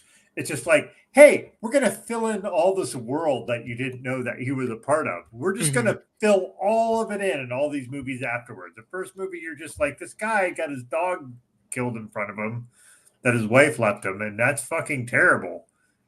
But when you go to the rest of them, you're like, holy shit, there's a whole universe to this. It's like fucking insane just the way they do that. Yeah, I've enjoyed them. I feel like I've had diminishing returns with each of them. I think the less I knew about this crazy world of assassins, where apparently every single person in the world is a secret assassin, like the less I knew about it, the more I liked it, and the more I learn about it, the less I like it. But I mean, they're really good action films. They really are. That's what that movie I showed you, that Boy Kills World. It's all action stuff. It's just really good. So if you like that sort of stuff, it'd be right up your alley. Cool. So anyway, listen, guys, I wanted to thank Scott and Matt for joining us tonight. This has been great. I'm so glad you stayed with us for so long. It was a long road, but man, this picked a more prolific Yeah. And the thing is, we're just about where they normally are for their podcast. So this is about their normal time frame. Yep. So how about we go through you all and what you had to drink and what you enjoyed. Like Scott, you had one beer, and I want to know I had how was it the rest of the evening? I had two of the one beer. Oh, okay.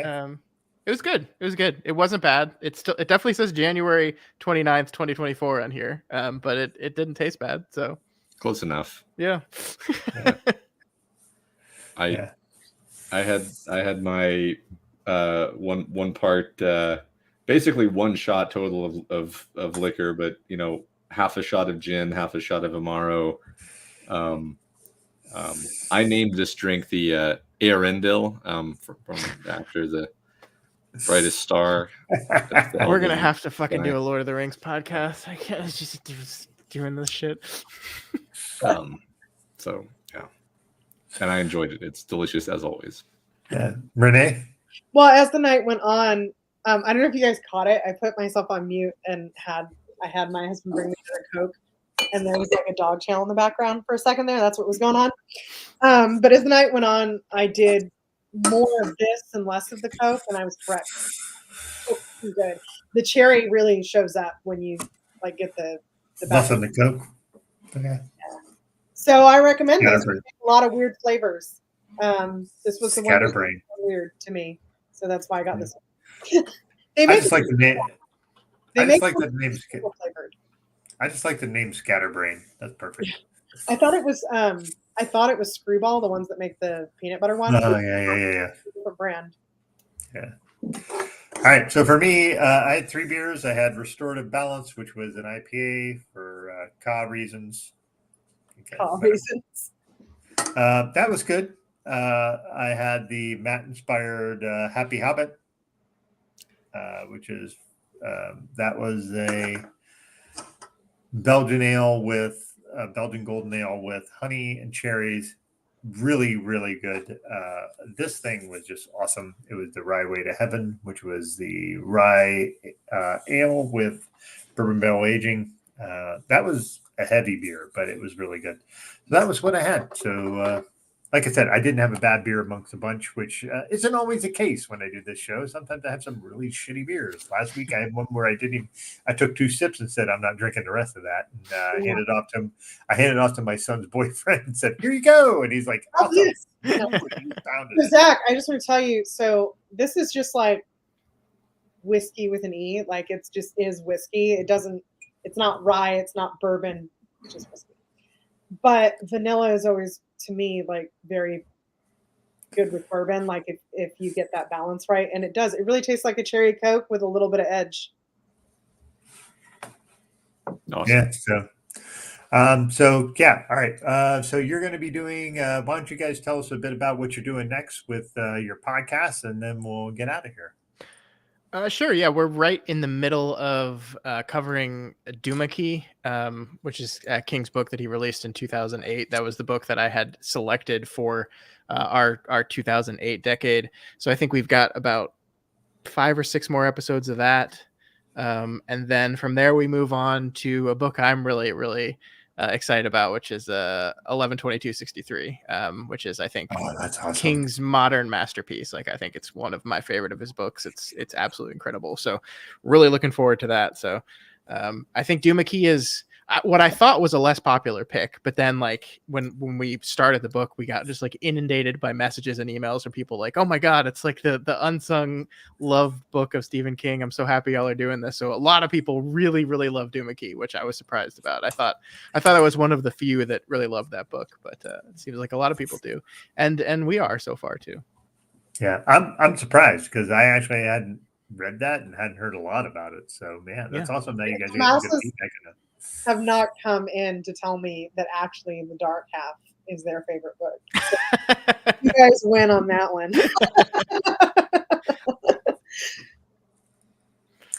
Yeah. So listen, thank you guys. And if you want to stick around, we usually have a few drinks after this, or a drink after this. So if you want to stick around for the after show, if you don't, that's cool too.